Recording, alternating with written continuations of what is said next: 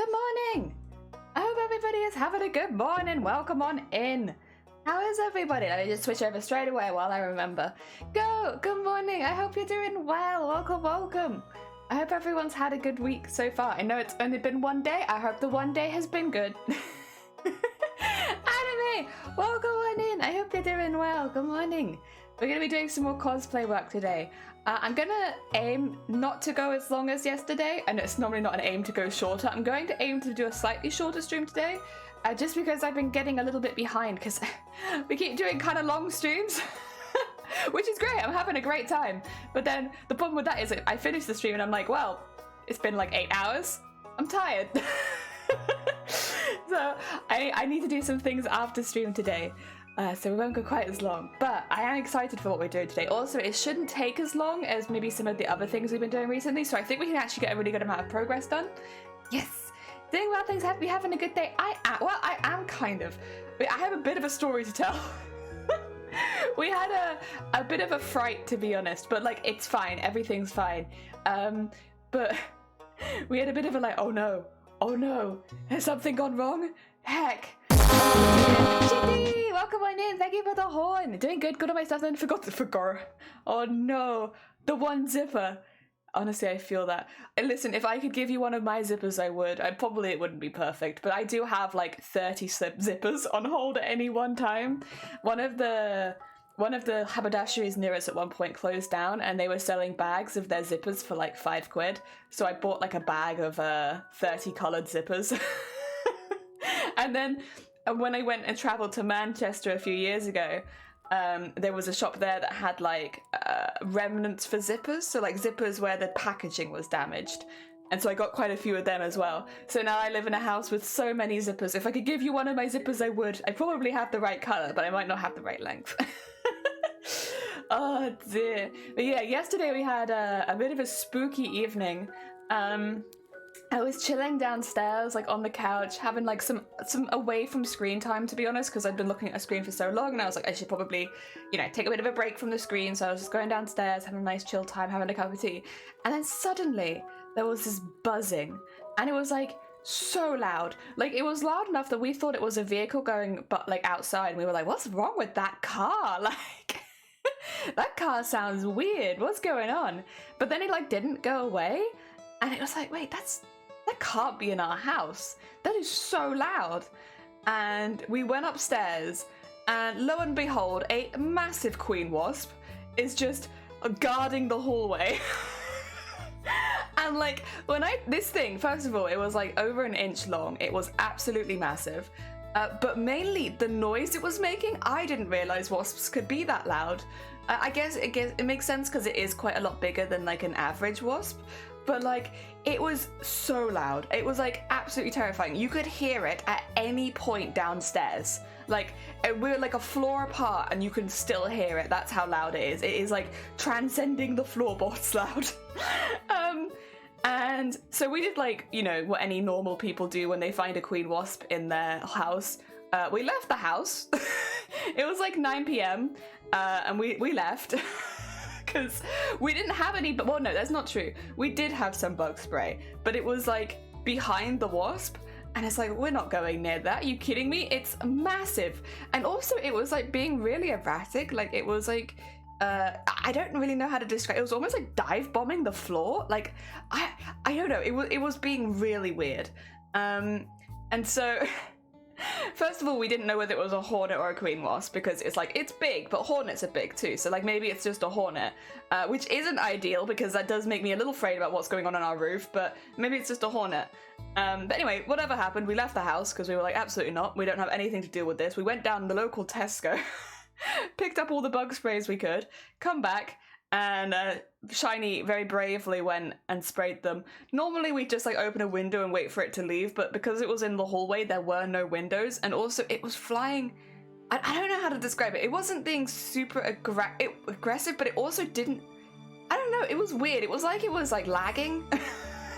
It was going all over the place, and it was very weird. Oh my god, unpredictable. And Yuki, good morning. I hope you're doing well. Unpredictable, welcome in. How was your stream and what did you get up to? Unpredictable, we had a queen wasp in our house last night. queen wasp. We're having a nice relaxing night, and then suddenly there's this incredibly loud buzzing. I'm so speedy! I'm so speedy! Also, Hedgehog, welcome on in, and thank you for the follow, Hedgehog. And Young Cryptid, thank you for the follow as well. I hope you're both doing well. That is a notebook. It's so loud. We were so surprised. So yeah, we sprayed it once we, left the house for like a good 20 minutes. Rustic, welcome on in. I hope you're doing well. And Unpredictable, I hope your stream was good. For anyone who doesn't know Unpredictable, by the way, they're a very talented artist and maker and crafter. They basically do most arts and crafts on Twitch. I know they do a bit of gaming as well, but from the arts perspective, they do a little bit of everything. I'll be honest, if you enjoy cosplay, you'll probably enjoy their work a lot, because cosplay is also about doing a little bit of everything. But what were you doing today? I actually made a wasp mad thinking it was a spider. Oh, yeah, I don't think we made this wasp mad. I did do a little bit of research afterwards though. So first of all, I've only seen a queen wasp once before, and it was hibernating. It was going into hibernation in a bin. So like, you normally can't see wasps up close because obviously, like, unless it's dead, it's a wasp. So the only wasp that queen wasp I've seen was a while ago, and it was just about to go into hibernation. So it was just like in a really bad place, to be honest, but like, it chose its spot. This one, I think, had just woken up. When I googled it, it seems like queen wasps come out of hibernation between March and May, and with it being April right now, that would make it smack bang in the right time for that wasp to come out of hibernation. And we do have a particularly empty loft at the moment because it's being renovated. So I guess, yeah, technically it could have just hidden up there all winter and we would have had no idea. And that would also explain why it was so drowsy. We posted it in the Discord. Let's have a look-see. Wow. Bees! Oh, but a bit bigger this time. A little bit bigger. Just a tiny tad bigger. They look really good. Heck yeah. Aww. And the flowers are really, really pretty as well. Oh, it looks lovely and predictable. I should say, if you need to go get some snacks or look after yourself after stream, please do. And if you guys haven't checked out Unpredictable before, please do. My name is Jelly for any of Unpredictable's peeps. I am a maker and crafter based in the UK. We do cosplays. We make VTuber models as well. Trying to think if there's anything else. Well, lots of little baubles and trinkets. I can actually just show you. I have it on video, don't I? So I'll just show you this is the kind of cosplays we make. Ha! That is also me when I'm not using my VTuber model. My face is out there plenty, so yeah. I'm using a VTuber model at the moment, but normally this is what I look like. Yeah, I wear this every single stream. This is, just my average Tuesday wear right here. It's the same size print. Oh, okay. It's just going to be in instead of earrings. Right, I see. I was going to say, like, the bees are very cute. But I don't know how you did the earrings. It's so small, so small. Yeah, we have a focus on shiny, sparkly, and embroidery here. So costumes with heavy, lots of sparkles. Like all of that gold is either embroidered, sequined, or sparkled on the entire costume from top to bottom. It's all embroidery, sequins, and sparkles, and I love it. I had a really good time with it. At the moment, I can switch because you know what, we were going to switch over in a minute anyway. We're actually recently started a new cosplay.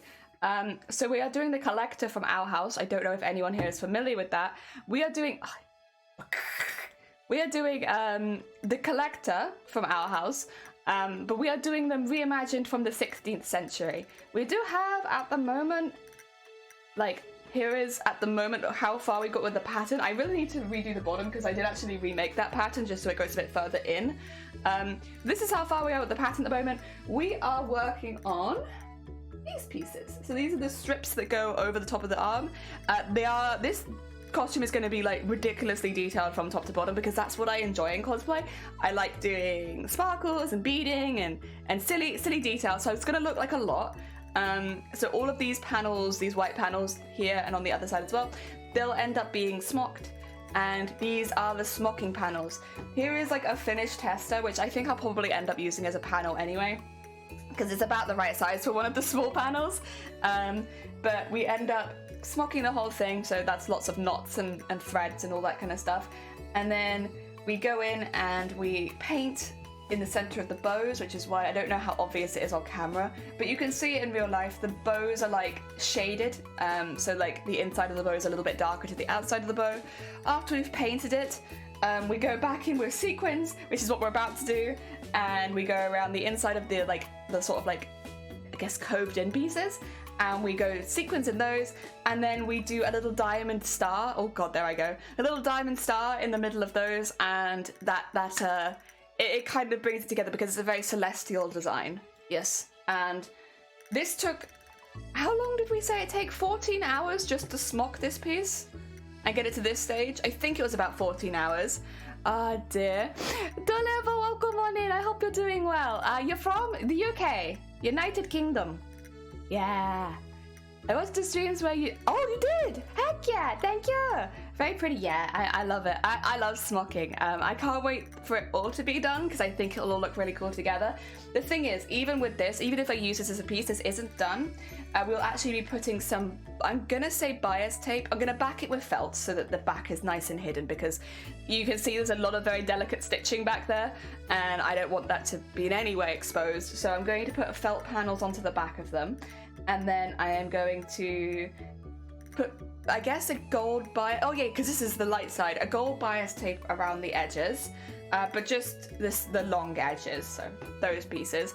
We're then going to make some gold work for the bottom top of each piece so that they look like columns. Because specifically the shoulder and arm details are actually more inspired by the palace the collector lives in rather than the collector themselves. So I want them to look like there are pillars on either side that are like split open. So we'll do the bias, then we'll do the gold work. And then I'll probably go back in and tie it all together with some bead sequin and stitching so that it doesn't look like there's only detail at either end. It's a lot. I imagine each strip, especially the big ones, are going to probably take maybe 25 hours each, maybe once everything's done, because the gold work will take a really long time, and I remember how long it takes to do like the edging and everything. 20 to 25 hours for each piece, I think, and there is 9 pieces per arm. The only thing is this one's going to take longer than this one. Like this one might only take 15 hours, whereas I think this one will take a bit longer because this one's a lot smaller. Ah, dear, you found me from Russia. Welcome from Russia. Oh no, welcome from the UK to Russia. I'm not in Russia. Look, it's pretty already. Thank you. Yeah, I'm really happy with it. I love smocking. I'm a really big fan of it. It was like I don't want to say it was a New Year's resolution because it was something that I started last year, but like when I was looking for the next cosplay, I wanted to push myself with more fabric manipulation and stuff like that, and smocking is effectively just fabric manipulation. So it makes sense that that's a really good option for doing that, and as soon as I did my first test for smocking, I was like, I like this. This is really fun. It's very time consuming, but really fun. All right, let me get a needle with some thread on it. What I have here are some iridescent sequins. I actually need to get some more of these because I've been using them on the mushrooms, like the little mushroom baubles we've been making. And so I originally bought them for this costume, but now I need more because, yes, I've been using them on other things. So I will order some more at some point, but we should have plenty for today. The way that I've been doing it is I use 1, 2, 3, 4, 5, 6, 7, 8. 8 per little dip, so it's like 1 in each of the corners and then 1 just to tie those together. So the sequins are actually quite far apart. The reason I did it like that is, so I don't know where it is. I do have a test somewhere.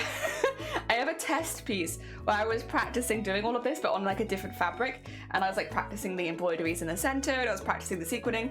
I don't remember where I've put it though. It's around somewhere. When I find it, I'll show you because then you can see like the brain working. But when I had too many sequins, it became really difficult to do the embroidery in the center because there was just nowhere for the needle to go. Or it wasn't even enough, and so like even if I put the needle into like what I assumed was the same place on every side, it didn't look like the same place. And so yeah, it wasn't ideal. So yeah, We've minimized the sequins, and you know what? That's not a bad thing because it means that I use less sequins, which means I don't have to pay for as many. Also, I don't think I'll be using it for sewing, but I'll show you guys.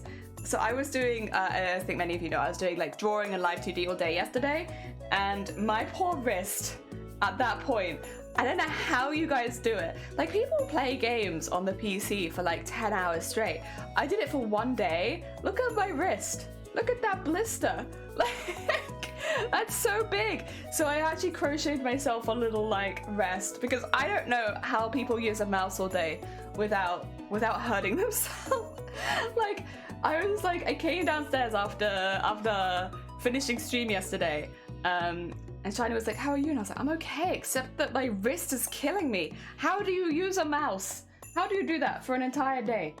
Right, the edge pieces I'm not gonna bother with because, also I apologize, anyone who's new here, our camera broke recently, so I'm using my older camera, which has an autofocus feature which you can't turn off. So I'm really sorry. It is just going to randomly like zoom in and zoom out sometimes, and unfortunately I can't stop it doing that. I'm sorry. With a mouse, but I have a mouse pad. Like I can show you it. Let me just hit my mouse off of it. I have a mouse pad. There's jellyfish. Oh dear. And I don't know. It's soft, I like it. It also looks like a jellyfish. But yeah, so I've just had to make myself a little softy thing. Oh, that reminds, did that work? Yeah, autofocus is off. I just, dear, is what is. Maybe that will stop it. Maybe. Dear. Use a wrist rest and moves with your hand. Ooh. Maybe something like that. Maybe that would work. That being said, you don't have a, wait, how does your mouse work then, Shifty, if you don't have a mouse pad? Because my mouse only works if it's on the mouse pad. It doesn't work if it's on anything else. Or like, it doesn't work very well if it's on anything else. How are you playing all these games without a mouse pad? What the heck? All right. Welcome back to hand stitching. The whole costume. Although to be fair, for stuff like this, it is important to hand stitch. Like you can't really add sequins, I think, any other way. There are other ways hand-wise you can add sequins, but I think you always have to add them by hand. Get that out the way because we don't need the lid. And I've just put a few sequins on the desk so I can just grab them one by one. It has a laser? Wait, does mine have a laser? This is my one. Is that a laser? Can I use this on the desk? Oh, I can. This is a new mouse, to be fair. I haven't really experimented with it that much. This is the mouse that I won during the 12 Days of Starlight, where I didn't even know that I was entered into it, and they were like, well done, Jelly! And I was like, what? I won a what? And I won a mouse. And then they very kindly sent me the mouse. Oh dear. A mouse? I have a mouse that doesn't work on a mouse pad. That just sounds like he's being like, he's fighting against the societies. Like, you know what? The world says I should work on a mouse pad, but I don't want to work on a mouse pad. There we go. You want a mouse? I did. I didn't even know I was entered. I don't think that I did enter, but I did win, so. Oh dear. Yeah, I was very lucky. To be fair, like, I did have a mouse before, but it was like a really cheap Amazon mouse. I liked it because it was rainbow, but like, was it very good? No. And was it on a cord? Yes. And I can say that my setup has never been very good for a corded mouse because it's like, I have a lot of things. Unsponsored, I highly recommend. These have been great for my wrist. Relu Glider V2 ergonomic gliding palm rest, smooth glide, soft cooling material, sliding wrist pad that moves with your mouse. Ooh, that does sound good. You're a trackball wielding oddity. Listen, you enjoy the mouse you have. I didn't even realize there was that much difference between mouses until recently. I also didn't realize how much I would enjoy a wireless mouse, to be honest. I was very glad to have won, but I was also kind of like, well, will I use this? It turns out, yes, actually, I will use this an awful lot. It's really, really useful. I'm really glad that I won it because, oh, it's been very, very handy. I don't have to worry about my setup as much anymore because I don't have to worry about how far the cord can reach. It's great. I'll get a mouse pad one day. A book, yeah. Honestly, that would be. I think if you ever did that, that'd be 10 out of 10. 10 out of 10. But I just realized I haven't gone back and stitched the corners just so that they hold in there. You have to excuse me. It's been a minute. I forget. I come up with these things where I'm like, this makes it easier for me, so I'll do this, and then I forget. And I don't do the thing that makes it easier for me. Yeah. There we go. I love iridescent sequins. I love iridescent anything. I didn't think I was going to be someone who was into iridescence, but I've changed my mind. My whole tune has changed. I love iridescent. I think it's fantastic. I want to make one for giveaways. I wonder, because like, okay, so I know places where you can make like stuff, like I guess more anime stuff, like acrylics and all that kind of stuff. But I haven't seen any for like butt mouse pads, like as in like to like, I don't know, sell them. I feel like there should be one. Honestly, maybe that's what I need. Maybe that's what would help my wrist. It is on this part of my wrist, which I think is the bit that like you lean on, right? If it's like a booty or a booby mouse pad. Honestly, it would match my keyboard at this point. Oh dear. There we go. Oh, also, I meant to mention this earlier. I'll probably mention it again if I see them. Cthulhu, very kindly, donated some money specifically for me to be able to play Sunhaven, and I have wanted, like, it's because we got Stardew Valley in the music in the background right now. I have actually really wanted to play that game, so I thought we might explore it together a little bit later in the week, because I've never played it. I've been quite careful not to watch too much of people playing it as well, because like I knew it was a game that I wanted to play at some point. I wasn't expecting to play it so soon, to be honest. But again, Cthulhu, very sweet bean, was like, you know, you're gonna play it right now. So I I have that now. I figured we could play it together later in the week. Ah, dear, I'm very excited for it. I think it's gonna be fun. I mean, it's basically like, it looks like Stardew Valley, but with like a little bit more story. The only thing I'm gonna be consistently sad about is that Elliot's not in it because it's a different game. But maybe I can find a new Elliot. Just don't tell Elliot that. Don't tell Elliot that I'm looking for a new Elliot, because I'd feel bad. Oh dear. There we go. Elliot and his mayonnaise. I've seen sites where you can import your own design. Oh heck yeah! Good. I just need to make some art for it. True, yeah, actually. Yeah, you need the art for it. It's early to be awake, beginning. Oh, Sky! Bless you, what's got you up so early? Heck, it is early. What the heckins? Welcome on in though, we're adding sparkles today. So we're going into the design that we'd made over the last, we started this last week, right? Over the last week. So this is a big piece of smocking. I have trimmed down the edges now just so that we're working with the bit that, you know, we're finished. But I'm going into the gaps between the smocking big poofy bits, and I'm adding lots of sequins. So nice and sparkly. And then afterwards we add these little like diamonds in the center. So they look like little stars. That's pretty cute, I like it. It's simple and I like it.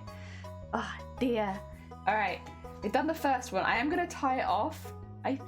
Do I need to tie it off? Yeah, I am gonna tie it off. I don't think I need to tie it off, to be honest, after every one, but my thought process is, so with anything that stands out of a costume, even though these are like kind of tucked away, these sequins, they do technically have like, they have edges and they stand off the costume kind of stuff.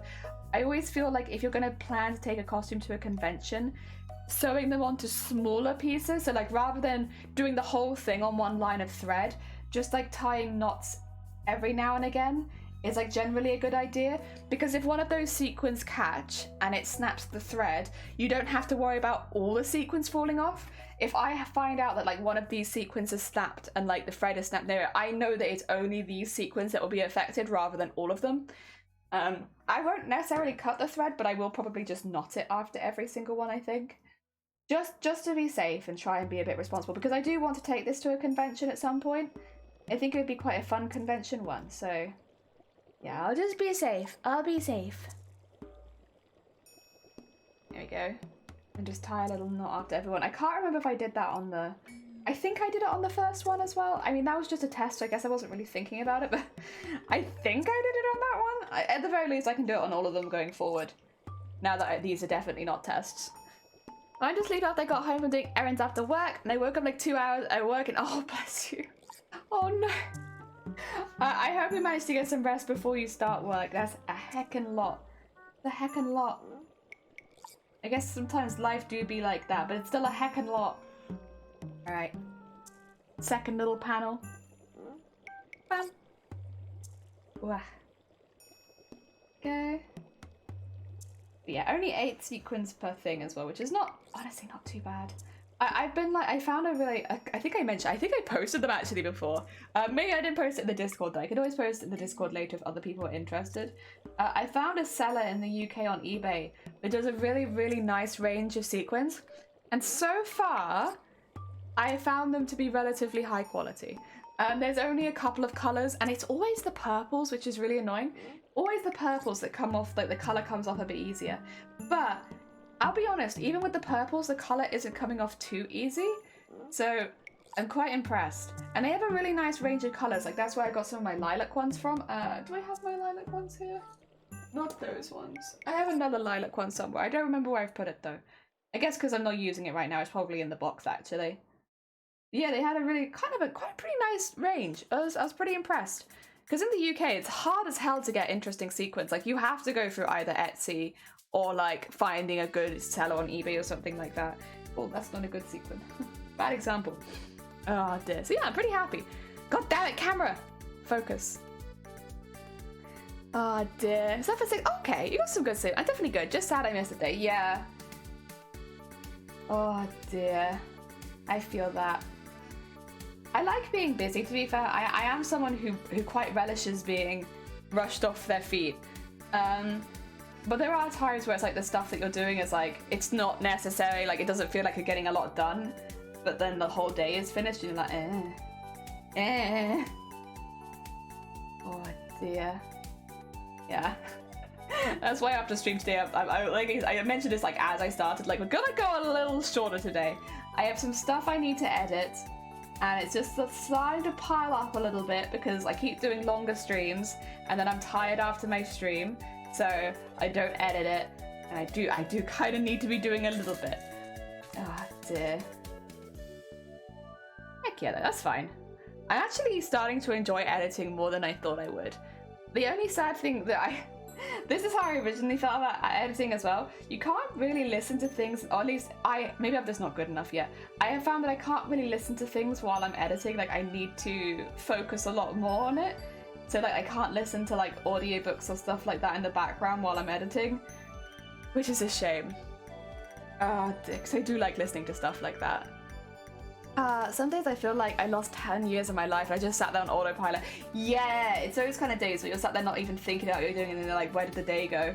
What did I achieve today? You miss editing, do you? See, I thought I would hate editing, and I think when I first started doing it, I did, but that's because I think I threw myself in the deep end too much. Because when I first started, because, you know, I started streaming before ever learning anything like that. So when I first started streaming, I was like, oh yeah, I'll try editing some of this down. But then you're editing like a 6-hour stream down to like 20 minutes, and that's a lot.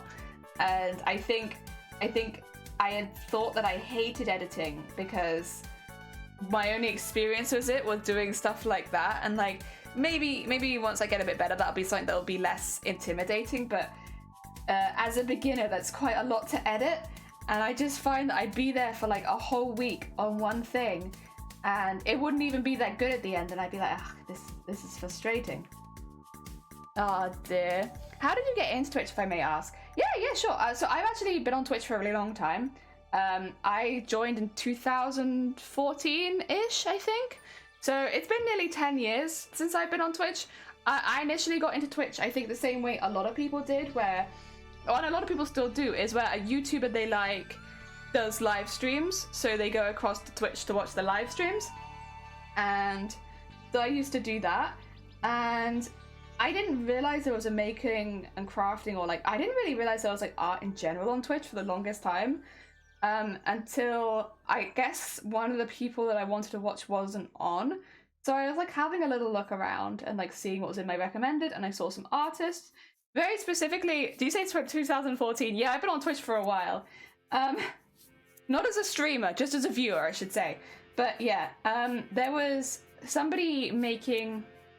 It would have been making a costume for TwitchCon 2020, which didn't happen because that's obviously when the pandemic happened, but that's when I saw them. They were making a cosplay for TwitchCon 2020, and I saw that and I was like, oh, people make cosplays on this website. That's kind of cool. I think after that, I immediately pretty much went and watched the TwitchCon 2019 VOD, which was on YouTube. so that I could see, and there were like fantastic cosplayers there, and I was like, oh heck, this is amazing, oh my god. So I kept watching this cosplayer who, unfortunately, I can't say who it was. The reason is they now use a VTuber model and another alias. So to say their old name would basically be like doxing them. So I can't tell you who the cosplayer was, but I can tell you they're doing very well. Oh, thank you for the like, Shifty. I appreciate it. But yeah, so I watched them, and I actually even, which was a lot for me at the time, because I found quite a few creators around that time, and I never talked in their chat, but with this one cosplayer, I did a couple times, you know, say a couple things and stuff like that.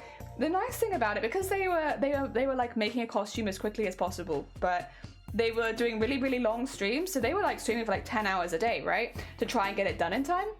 And so they would just chat about everything on Twitch, and they would talk about like the way, like they would talk about their experiences as a streamer, they talk about making stuff for TwitchCon, they talk about this, that, and the other, and it really inspired me to start myself. I don't want to say that they're the only inspiration, but they're probably one of the really big ones. It's just a shame that unfortunately I can't really say their name without it being like, yeah, not ideal. So yeah. We love when people are doing well, yeah. Like, I'll be honest, because I watched their streams and they showed their face and everything back in the day. So, which again is a big reason to not mention who they are, but they would show their face. So I recognize them, and I saw them, again, I won't give it away too much, but at some point in the last few years, I actually saw them on an advertisement for a convention, and I was like, oh! And then I realized that they'd been doing well in like competing and stuff like that, and that's where the photo was from. And it was like, ah, okay, they're doing well. They might not have been able to enter TwitchCon 2020 because it didn't happen, and they might have a whole other career now as a VTuber, but they're still very good at cosplay. So it was like, yes. it was cool to see that they're still able to keep up with their passion even with everything else they're doing. So yeah, I quietly cheer them on even if I can't say anything. Because that's the thing, I could never go into their chat now and be like, oh, I found you when you were under this name, because that's like doxing. But yeah, no, they probably a big inspiration. I think as well because it was someone doing, well, you know, I wasn't at the time aiming to do competition cosplays on Twitch, but they were making a cosplay from scratch on Twitch, and that was exactly what I was thinking I would enjoy doing. And the timing was good, and like, you know, we had a space where I could actually stream, so it was like, sure. But yeah, I have been on Twitch for a while. Yeah. I always recommend to people, if they're thinking to start streaming on Twitch at the very least, to like, I know this is gonna sound really stupid to a lot of people in chat, but like, watch some Twitch streams. just see if you enjoy it. See if you like what the kind of like dynamic. Because yeah, I think otherwise it could be a bit of a shock to the system, a little bit. Well, most people, especially in arts and craft, are like proper nice, and like you'll find a lot of really lovely people. Just useful to know like some little etiquette things. Oh dear. Nev, oh my god, Never, welcome on in. You could be sneaky and say, hi, I've been here since insert year. I don't want to scare anyone though. Like, you know, because like, what if, you know, first of all, I don't want to come across as really creepy. Like a creepy stalker who's found them on all their social medias. Like I literally only found it because like they were on like an advertisement, right? And I recognized their face, but I want to be creepy. Also, like, yeah, it's really important for them at this point because they're a VTuber. I don't want to. They're a good sized VTuber on Twitch right now. Like a lot of people will know them. If people found out about this old account which had their face on show 24/7, it's like, it's a bit. Also, I wouldn't want them to think like, you know, I'm threatening them. Hello, it's me. I found you years ago when you show your face. Yes, I know all about your face. I know all about your crafting. Oh dear, I only found twice, maybe 3 years ago. Yeah, I think, well, a lot of people came to Twitch during the pandemic, right? Because like people had more time, they were working from home more and stuff like that. So I think a lot of people's first experience on Twitch would have been in the pandemic. there was definitely an influx of viewers. I think that's why Twitch is having all the problems now, because, like, you know, up and down, innit? Long time fan, would listen to you sleep. Well, this is the thing as well. I remember the cosplay they were making, and it's a cosplay that they never finished, so there's no pictures of it anywhere on the internet because obviously the pandemic happened, there was no TwitchCon, so they just didn't finish that costume. I don't want to be creepy and be like, you know, I remember you making this costume that you never publicly said that you'd made. Because you have a completely different account now. Oh my god. It's terrifying. Oh dear. No, they were a big inspiration, and I'm glad that they are doing well. I'm glad that they have found, even while keeping their anonymity on their main account, that they're still like doing really well. Yeah. I asked them for $1 million. Oh yeah. God. No. When I started streaming, I had the worst experience possible and quit for almost a year to recover. People increased in audacity when someone they knew. Wait, people increased in audacity when someone they knew in the past starts streaming. Ah, I see. Okay, sorry. I don't know. Excuse me. That wasn't you. That was me. I don't know why I was having so much issue reading that sentence. It's still early for me. You know, it's been early. You know, we had a scary evening. It's not my fault. Pandemic caused people to never want to socialize, but with strangers. I enjoyed it. I had a great time. Because that's when I started. I don't know, when did you start, Nether? Was it also during the pandemic? I'll be honest, I only found you more recently, I think. Who was it? Was it Majuffus that recommended you? It might have been Majuffus. I can't remember. Somebody in chat was like, you need to see this artist. And I was like, okay. Oh dear. I feel like it was Majuffus, but I could be wrong. What? I found Twitch because I was playing Warzone and someone I was teamed up with asked if I was okay being on the Twitch stream, and I said, what's Twitch? Yeah, although, to be fair to them, good on them for asking. Most people will just, like, straight up stream you, and you won't even know. Good on them for asking, jeez. Yeah, 2021, I wish I'd started sooner. I was such a bumber is good. Such a bumber the entire year before streaming. Heck! I'm sure everyone else wishes you started earlier as well so they could see even more cursed creations. Oh dear. I think it's the way with many things on Twitch that I'm kind of just glad when you find someone that's cool, or like you find someone who's doing something interesting. 10 out of 10. I mean, there's a lot of people doing a lot of kind of stuff on Twitch. Oh dear. It's just nice to find other people, other people doing cool stuff. Oh dear. I think one thing that's always been a little bit, maybe it's because, yeah, I started right at the beginning. A lot of the people that started at the same time as me that I, like, immediately clicked with have left the platform now because, you know, of work or because of other commitments or stuff like that. And so, you know, I'm always really grateful when they're, you know, either they pop in or, like, someone does stick around a little bit. Because it's like, oh, yes, people. I totally get it when you have to go back to work, though. I get it. Like, obviously, work and life always comes before Twitch. But, yeah, it's still a bit sad. Starting the people that started the pandemic can be a bit sad. Because they all go so early. Oh, dear. Oh, my God, don't become part of the problem. I have been part of the problem since day one. Oh, dear. Also, again, I probably should mention, I don't know, I don't want to worry anyone because we were talking about having faces out and stuff like that. I am fully aware that I streamed with my face for like nearly 3 years and that there are hundreds of clips of my face out there. It doesn't bother me. I'm cosplayer. The reason I am using a VTuber is because I'm having some problems with my skin cracking a lot on my face. And so if I smile too hard, I look like a horror movie. And so I am covering my face up to stay one within TOS, but also to not haunt anyone's nightmares too much. But also I like using a VTuber. Yeah, it's a nice, you know, rather than just not showing my face at all. I think it's nice.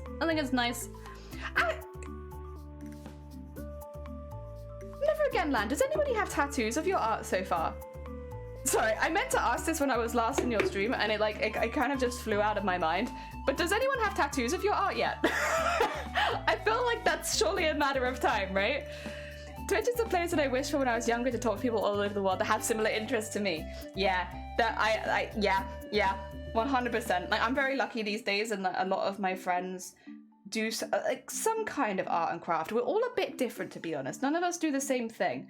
But in some ways that's nice. Like some of my friends are very, very talented lino artists. They do lots of printing work. Not something that I do, but I'm still very impressed. I have a couple friends who do cross stitch, which I can do, but I don't do it a lot because I do focus more on cosplay. So again, not something that I do a lot, but I am very impressed. I have some friends who do card making and scrapbooking. I don't do either of those, but I'm very impressed. Okay, I wasn't sure if you were still playing. Yeah.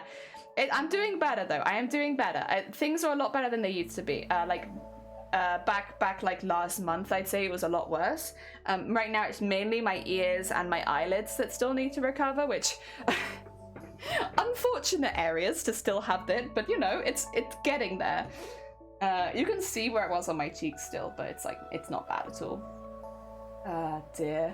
It's funny, when I first started streaming, I was having something similar going on, and so the reason I never... Because I have it. I saved my very first VOD, which I'm very glad that I did, because you know what? Good for progress, you know? And confidence and all that. But I don't share it because it looks like I have been crying just for hours. Like my face is so red because my camera quality was low, so you couldn't really see what was like going on, but you could see that something was wrong with my face. And it's kind of because it's often centered around my eyes, it just looks like I've been like bawling my eyes out. So I don't post it because I don't want to worry anyone and be like, wait, why was she so upset in her first stream? I wasn't. My skin's just stupid, you know? I support your horror face. Thank you. You do you. I didn't have face cam for first year. The trolls are great and still claim they have sticky note covering. Yeah, I get, so one of my, what do you call it? My information was sold in the first year of me streaming. I still have problems with this sometimes. It's to an email address that I don't really use, and it's definitely not linked with my streaming or anything like that. But they would send me emails saying things like, I saw someone bend you over the desk in your craft room. And I'm like, excuse me. First of all, absolutely not. This is a craft space. No way. The worst that I get on my desk is spaghetti. But yeah, it's always made me laugh. Like, it happened probably, yeah, I'd say in the first year of me streaming, I started getting emails like that, and I still get them to this day. And we still laugh over them. I barely let anyone in my craft room. That ain't happening. That's not happening ever. Oh my god. Take things I'd never do in my craft room for 500, Alex. Yeah. Like, I feel awkward eating spaghetti in here. Like that, like eating pasta or anything that can like move, especially after Mateus.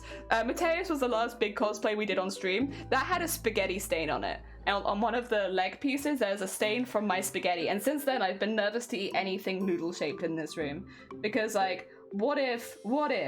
So, yeah, it's very funny. It will always make me laugh. I don't want to minimize it too much, obviously, because, like, you know, it does very much negatively affect a lot of people, especially if you're newer to streaming. Like, that could be really, really scary. I'm just in a very fortunate position where I know it's bollocks. 100% it's bollocks. Oh dear, if you saw that, you darn well didn't see me yet. Who's been in my craft room? Excuse me? Our neighbor's breaking into our craft room and doing weird things in this small contained space. This was the other thing. I used to get it in the old place, and a lot of people know this. My old room had less than 1 by 1 meter of floor space that you could stand in. Definitely none behind the desk, that's for sure. Like, the way that I had to get into the desk was I literally had to, like, slide myself across the wall so that I could sit into the desk. Like, when I was doing the computer stuff. And then when I was at the crafting desk, like this one that I'm technically at now, I would have to, like, because again, there's like a big old mattress on the floor. I'd have to, like, bounce across the mattress to get to it, so half the time I'd just be stood on the mattress. Oh dear, that's terrifying. Streaming's weird. We have... I do. That's another thing. Listen, things I recommend to do before you go live for the first time. However small you are, get 2-factor authentication on all your social medias. If you can, use authenticator apps, get like good passwords, stuff like that. Because weirdly, I think I was hacked first. And it would have been about 2 or 3 months into me streaming when I had less than, like, around 100 followers max, I'd say. It was the first time I was targeted. And you know, if you're going to stream on Twitch, highly recommend, because all it takes is one person seeing you live with bad intentions, and yeah, it's not worth it. I've been very, very fortunate in that, again, I only properly got hacked very early, and at that point I didn't have anything, like there was nothing attached to those accounts, like it was fine. Whereas now, obviously, it'd be a much bigger thing, because like I think the one that I originally had hacked was my one that was attached to my Twitch, and again, we're talking nearly 3 years ago at this point, so it's been a while. But I remember like getting up one morning and being like, oh, my Twitch got hacked. Great. You know, I just started this, like this was like, I was kind of enjoying streaming, shame that this has happened. And yeah, it was really, really early. Like, again, there would have been a couple people here in this community that might remember it, but like it was super early into my streaming. And yeah, so one thing I recommend, get two-factor authentication on everything. If it's social media and it doesn't let you have two-factor authentication, don't make an account there. It's literally not worth it. Like nearly Lotus! Welcome on in, I hope you're doing well. That made me jump again. That one makes me jump so much. Oh dear. Yeah, if you can't do two-factor authentication, it's not worth it. It's just not worth it, because streaming makes you such a big target for that kind of stuff, and it's a shame. It's a real shame. I still have the problem. We were talking about this last month. I won't go into too much detail about it again because I have talked about it before, but I have had my personal information sold, and how to put it? A couple months ago, I did a charity stream that upset some people. And I had that sold information used against me, and the only reason that I knew was because one of the accounts that they sent the stuff to happened to be another one of my emails.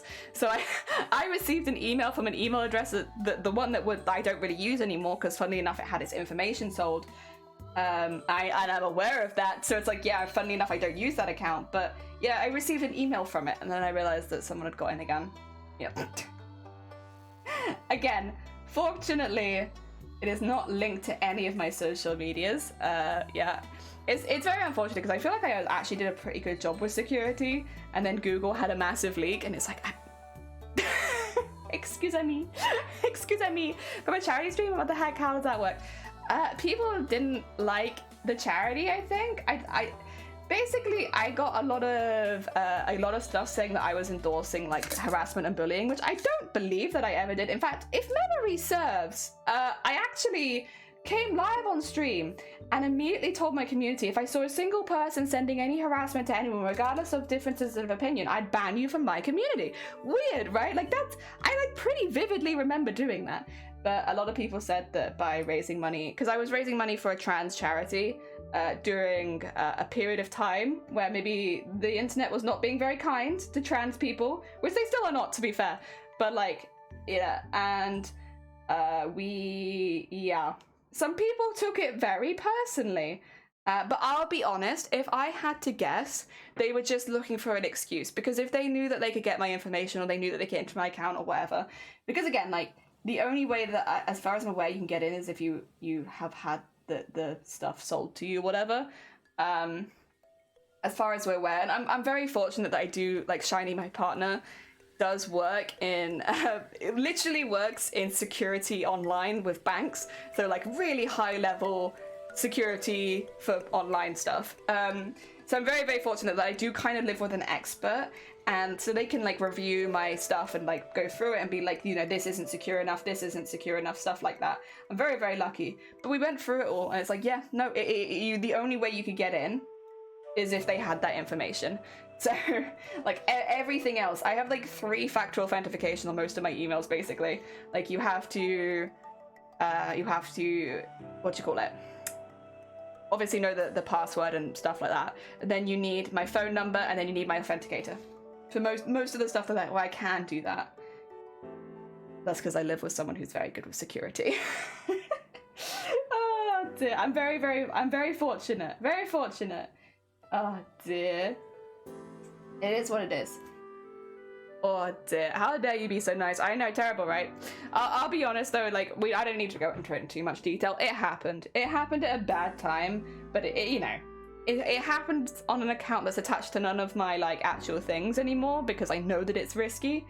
So while technically yes, I still do have it because there's like family that I chat to on it and stuff, that's the only thing that they'll see. And you know, weirdly enough, my family are not randomly sending each other like their full names, date of births, all of that kind of stuff. And I've already told everybody on that account basically, like, you know, if you receive something from me, it ain't me. Just ignore it. Pretend it doesn't exist. Block them if you have to. Yeah. Oh dear. Person's changed my password because a lot of my stuff got hacked. Yeah. It is like such a stressful situation. You know that they have like the list of like most stressful situations? I think they need to update it. I think being hacked needs to be on there. Like I bought a house last year and it was less stressful than the first time I got hacked. Which, to be fair, you know, the first time was really, really scary and I really didn't understand what was going on. But like, yeah.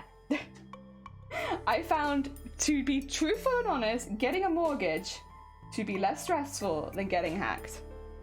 And nobody talks about how stressful that is. Luckily, it's been a few years. A few years is probably, and like obviously it did technically happen a couple weeks ago, but that's very different. It's a very different situation and it's like definitely nowhere near as stressful. So yeah, no. While it technically happened, it's also, yeah, you know, it can happen. I'm aware of it and I've put in lots of procedures to make sure that it doesn't get too bad. So while it is still stressful, it's nowhere near as bad as it was the first time. Oh dear. Mind you, I had to ban my real name, my name where I grew up. Oh my god, and some of my family members in my chat because of what happened in the first week. Oh no, that is a thing. I think, again, like, it's also why I recommend spending some time on Twitch before going live for the first time and stuff like that. There are just some things you don't say, you don't do. Like I think technically my mum and my dad follow me on Twitch, but the only one who ever like I see in chat is my mum. So, well, like, not in chat, she doesn't talk, but when I can see her, like, if she says I'm lurking right now, I can go and see her lurking, you know? It's just Mama Jelly. And, I think technically my siblings follow me, but, like, I definitely stream while they're at work, so, like, technically they follow me, but they're never gonna be in here.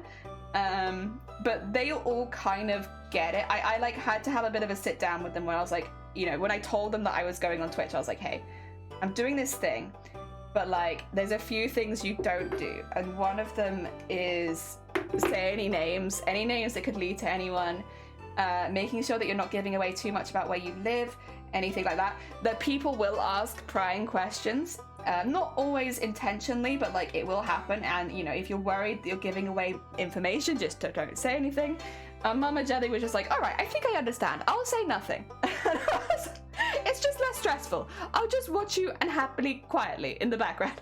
Okay. So Mama Jelly is technically posted in chat one time where I think she posted a smiley face.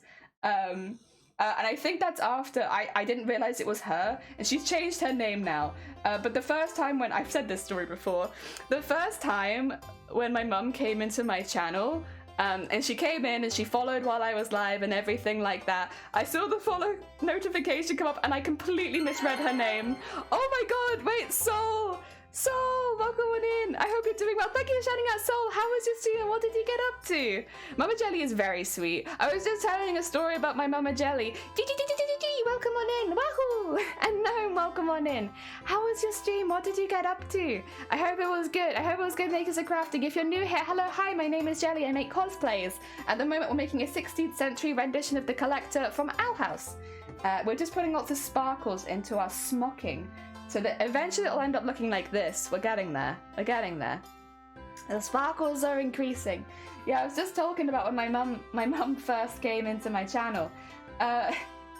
Yeah, so she came in. She popped in. She said she was gonna pop into one of my streams at some point, but she didn't tell me what her name was. She just said, "Oh, don't worry, you'll know that it's me. You know, you'll know it's me." And I was like, "Okay, I really hope she hasn't used her real name, but we'll find out."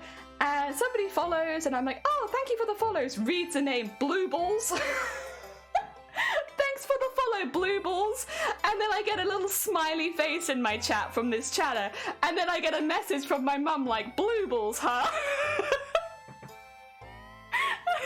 her name was not Blueballs. I completely misread it. I just assumed. I spent too long on Twitch. I assumed that their name was like a weird way of saying Blueballs with like numbers in it or something. And so when my mum first came into my Twitch channel, I immediately called her Blueballs. Oh dear. No, that's a lot of damage. It was so much damage. I am never gonna live it down. Like, every single time when I mention like, oh yeah, she's been watching my streams, like, oh yeah, Blueballs, innit? It's like, no, I'm sorry. And now she's changed her name as well. Oh my god. The thing is, I think it's because you spend a certain time on Twitch and you just assume some users have joke usernames. Like, you know, we had like Indies Nuts yesterday and stuff like that. You just assume people have like these joke usernames. And like I saw it and I could vaguely see like using the letters and stuff like that it looked like Blueballs. And I was like, oh, they probably just want their name to be Blueballs then. Sure. No, they didn't want their name to be Blueballs. That was my mum. Oh dear. Bateman, congratulations on 2 years on Twitch. Oh dear. The Bateman had their stream yesterday where they celebrated 2 years. I'm sorry that I couldn't stick around, Bateman. We had a bit of an incident while you were live where a queen wasp was in the house and it was blocking me from my computer. So I actually spent more time outside the house yesterday evening than I did inside the house. Hence why I just disappeared without even leaving a lurk. I'm sorry. I went to go make a cup of tea and then I just couldn't go back. Oh my god. Heck. My mum is too old to know how to use the internet. She thinks everything saved on Facebook is on her computer, and if she switches computer, she's gonna have to make a new Facebook. Oh. Heck. To be fair, it can be quite overwhelming. There's a lot. I used to have sex tagged. Oh wait, that's SXE tagged on the end of my name because I thought, yeah, it turns out it sounds like sexy. Yeah, I immediately read it as sexy.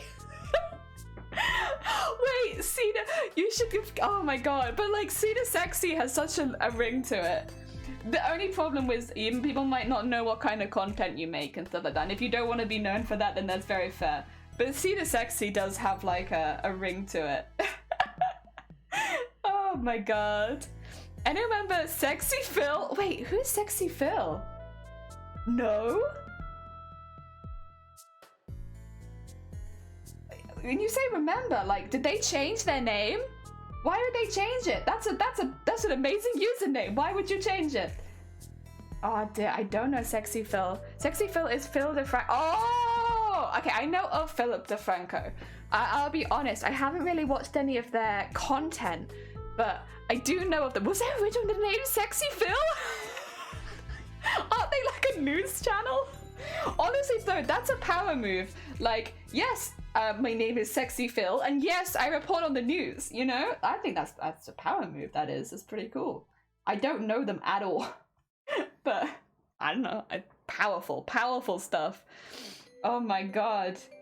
I didn't know that. Oh, thanks for the egg. Welcome on in, Scott. I hope you're doing well. We're adding the sparkles at the moment to our smocking. Also, for anyone who's popped in with Soul or particular, or maybe Unpredictable earlier, we do actually have a pattern mock-up. This is the older mock-up, that's the newer mock-up on the other side. The pieces that we're making right now will end up being the white strips going over the shoulder. Again, more closely following the one on that side because that's the proper one, but this is closer. So they'll end up being like these pieces. Just so you know where we are, we're making the strips that go over the shoulders right now. Yeah. Nice and sparkly. What? Back into here. Oh dear.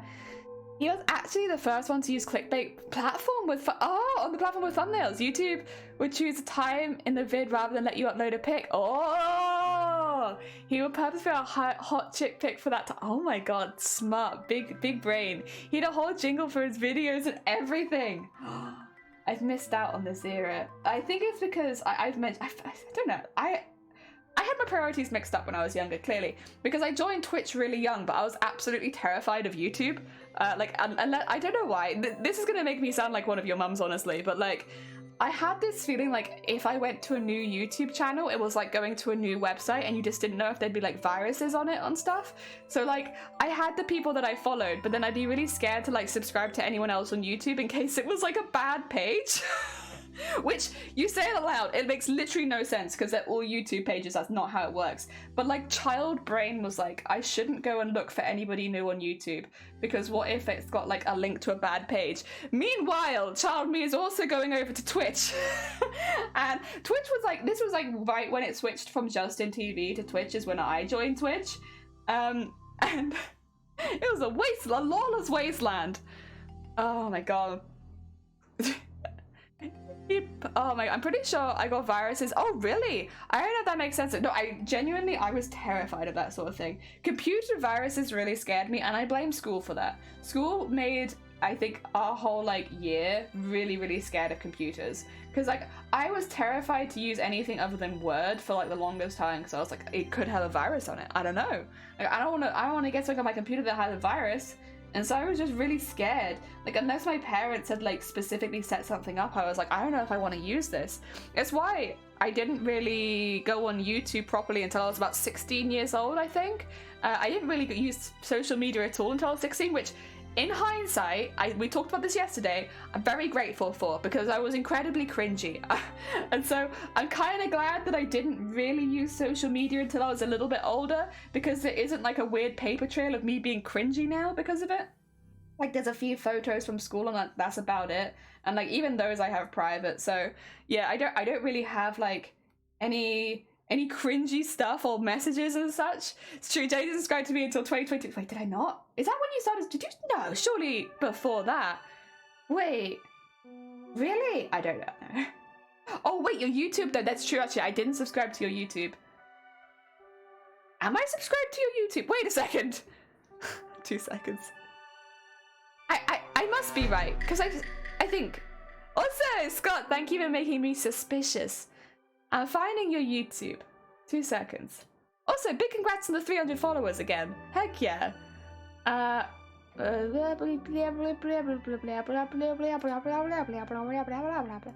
yeah, I'm subscribed. I'm subscribed. I love that you have a JoJo meme over 1,000 viewers. Oh my god. 10 out of 10. 10 out of 10. Oh dear. How is, oh my god. Excuse me 2 seconds. Does anyone understand how the YouTube algorithm works? Anyone know that?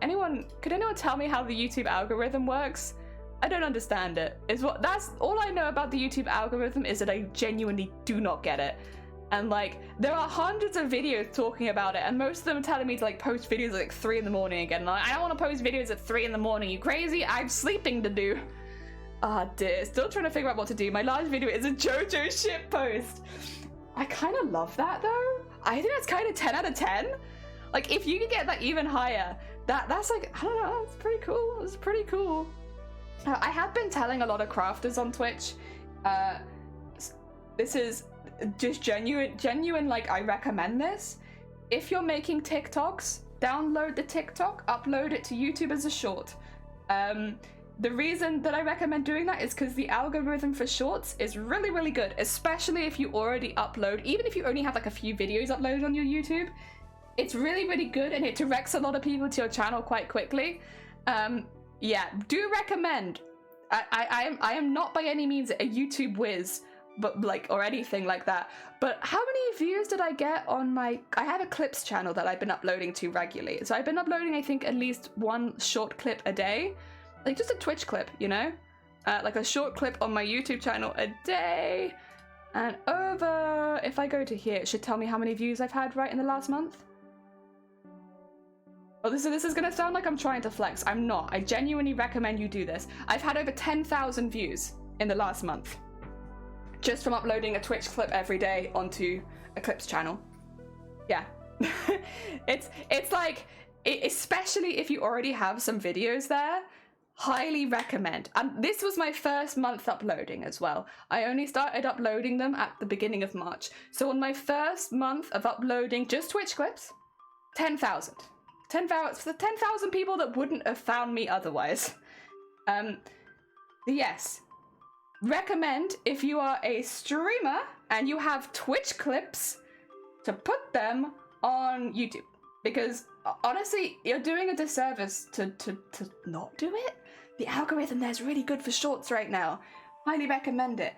And you can literally just I've been adding subtitles to mine just because a lot of people can't understand what I'm saying, which, fair enough, I do talk very, very quickly. So I've been adding subtitles, but I haven't done, it's minimal editing. I only learned to edit last month. So it's very minimal editing. Recommend it. Give it a go. Jelly, I got the video. You did, and you're in love with him. Heck yeah. So for those who left a bit earlier yesterday, Not was the person who ended up getting the banana VTuber yesterday. Heck yeah. Enjoy your banana.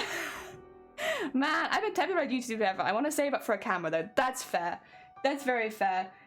It's me with the camera that barely wants to focus. Honestly, understandable, you know? Understandable. I can see that. Oh, dear. Nice humble brag. Sorry, I didn't want it to come across as a humble brag, but I also feel like a lot of crafters and artists in particular, like, if you have clips that are already made of your channel, literally uploading them to YouTube takes like no time at all. For me though, I always subtitle them because people don't understand what I'm saying. I will say as well, the majority of comments that I've had on them are just British Tuesday, innit? It's like, oi, oi, oi, oi. Or like, I did even get a comment that said something along the lines of, it's alright, I forgive that she's British. And it's like, what do you mean you forgive that I'm British? Oi, oi, I wasn't even talking about being British. You've never had trouble with understanding me? Heck yeah. I'm glad, thank you. It's okay if you do though. I do kind of get it. Like, I'm memeing a little bit because I kind of get it. I think it's mainly just that I speak quite fast. You're just jesting. Yeah, I think, you know, let me use myself as an example with someone with no prior stuff on YouTube. This is a completely new channel. Like, you know, I made this channel last month. I uploaded it once a day for a month. It's more like an experiment at this point, right? I literally made this, well, I guess I didn't make the channel because I had the channel already, but I didn't use it. So I revamped the channel last month and I started uploading one video a month. Sorry, I'm not a video about one video a day, but like normally there'd be a mixture between shorts and not shorts. And that's how I've done it. And I highly recommend if you are an artist or creator on Twitch and you have Twitch clips to go give it a go.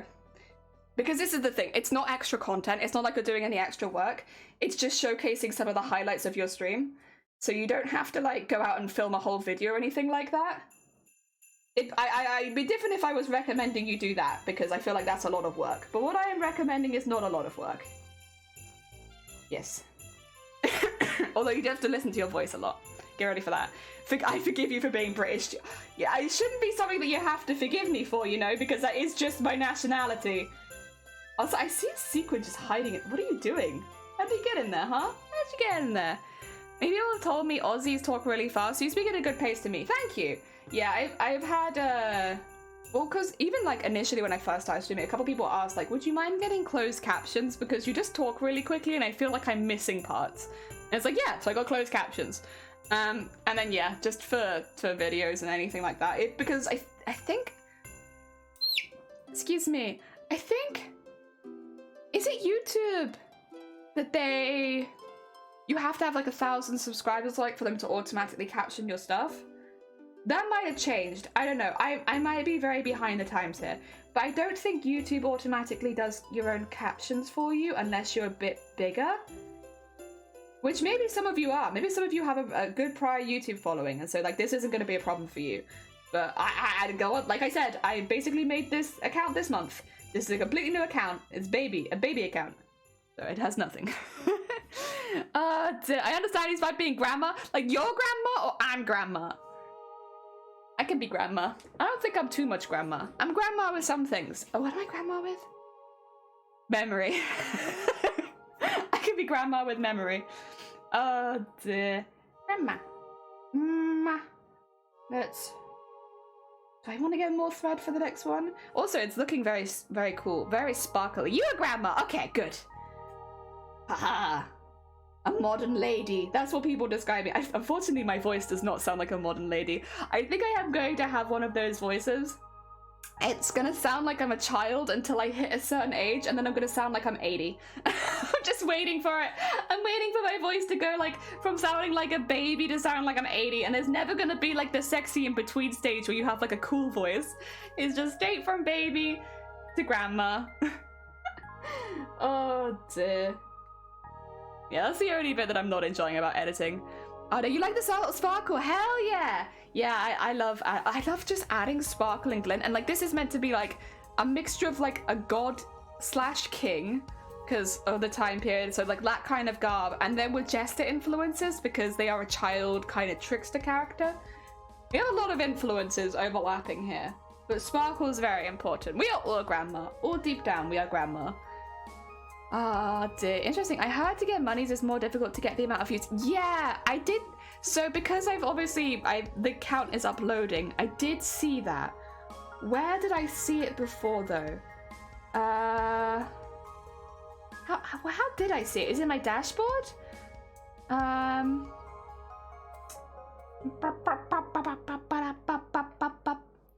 yeah. Achievements. Oh, no, not that. Achievements. No, wait. How do I see my achievements? Can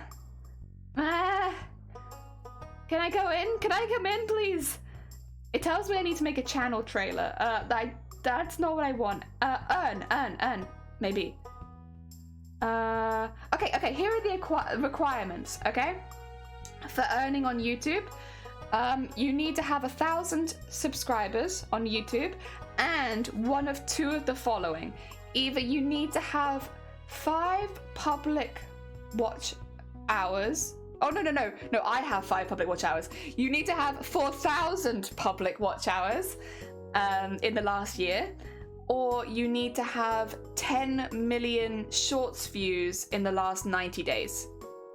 Yes. So it's either 4,000 regular hours viewed a year, or 10 million in 90 days on shorts. Yeah. So you need those two as well as the 1,000 subscribers. So you need one of those two, not both of them. I guess it depends whether or not you're aiming for shorts or the other one. Ah, dear, just a short of those watch hours. Yeah. It's like, yeah, just so you know, just a little bit short. I'm very short. I realized today that I sound really young too. It's okay. I just walked into a saloon. Lol, good music choice. Heck yeah.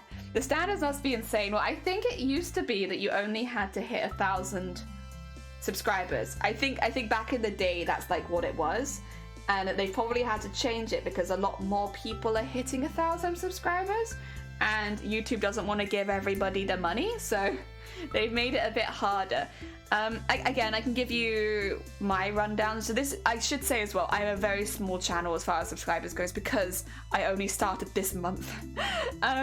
So as far as the watch hours goes, I have five watch hours out of 4,000, and I have 6.9k views out of 10 million. So just in case you're wondering how far I am away, you know. But again, I've only had it for a month. I'm not too worried about that just yet. And I'm not doing it to be monetized because, well, I mean, if I got monetized, fantastic, but that's not the goal. The goal is just to, you know, spread out and share more of the Twitch stuff. Yeah. Because that's where I am most of the time anyway. Oh, dear. Yeah, or buying the subscribers. True, yeah, you could. Also, Jelly! I hope they're promoting shorts like none other than, well, I still think it's worth it, even if you don't hit the monetization goal the first year, because you do get a lot of people looking at those shorts. Like, again, well, I think I probably average about 300 views a short, maybe like a little bit more, but then there are some that take off and do like much better. But probably even on average, you get like 300 people. And that's 300 people that might not be on Twitch normally, or might not know about Makers and Crafting on Twitch, or might not know about any of this art stuff on Twitch. And, you know, it's worth it for that, I think. Even if you're not getting monetized. Ah, dear. It all used to be 10,000 subs. Nah, it's 1,000 subs to get monetized. It's the watch hours that's the kicker. Oh dear. Me and my way. Oh bless you. I'm talking specifically about the clips channel, I should say, which is it's a lot smaller and a lot more cursed. I've been putting all of my edited stuff there. I don't really upload to my main channel. The VOD channel obviously gets like an upload nearly every single day, but it is an entire Twitch VOD, so like, you know, I don't really recommend everyone watch all of those. That's hundreds of thousands of hours. Not worth it. Definitely worth it. I just don't want to edit. Streaming is easier, in my opinion, than other social medias because I feel that. I absolutely feel that. That is exactly how I felt about editing. I don't think you have to edit the clips would be the only thing. You could probably just download, re-upload if you wanted to. I use the right hashtags, and as long as the clips don't need to be like cut up too much or anything like that, as long as it's like, you know, like telling a joke, like, you know, why'd the chicken cross the road to get to the other side? Bam. And then you could cut that up and put it on YouTube. Oh dear, stonks. I don't think it needs to be like super edited. I am practicing my editing right now, so I'm trying to use more editing techniques, and I'm also trying to use like different editing stuff. So a lot of the videos are going to look a little bit different, but that's because I'm practicing. And the clips are just good practice. So a little less overwhelming than trying to edit a whole Twitch VOD. But I don't think you need to do that. Heck, my bowls came in the post, but not all of them. Where are the others? I read that as bowels. Honestly, bowels would also make sense. We do talk a lot about movements of that sort in this channel. Liquids, fluids, that kind of thing. Right now I'm literally colored like dehydrated piss. There's a theme. But yeah, I mean, my general recommendation, not that anybody asked, I suppose, but it would be like, even after just a month, I don't know, it's just like a nice little thing. I don't know, recommend it. The only thing I should say again though is that I uploaded a video every single day. Sometimes I make the same video into a short and a not short. A short and a regular? I don't know what you call it. A short and a regular. Obviously it's the same video, but I've edited it 2 different ways because that can then attack a different audience. There you go. All of my behind the scenes. I support all the leaky things from the body. Heck yeah! Well, my OC, the one that I am VTubing as, is a creature made of sewage. That's why she changes colours though, because she's made of fairy sewage. So normally she's blue, but then she can also be other colours because they are also made of fluids that you could find potentially in sewage, like piss, like blood. We haven't done a poop one though. I don't know, I feel like the poop one might be a step too far, so we haven't done that. Oh, thank you for unsussifying me. Oh my god. Back to my regular colour. Whoa. That's not like you, Shifty. What? So good. Yeah. Sewage lady. Vomit.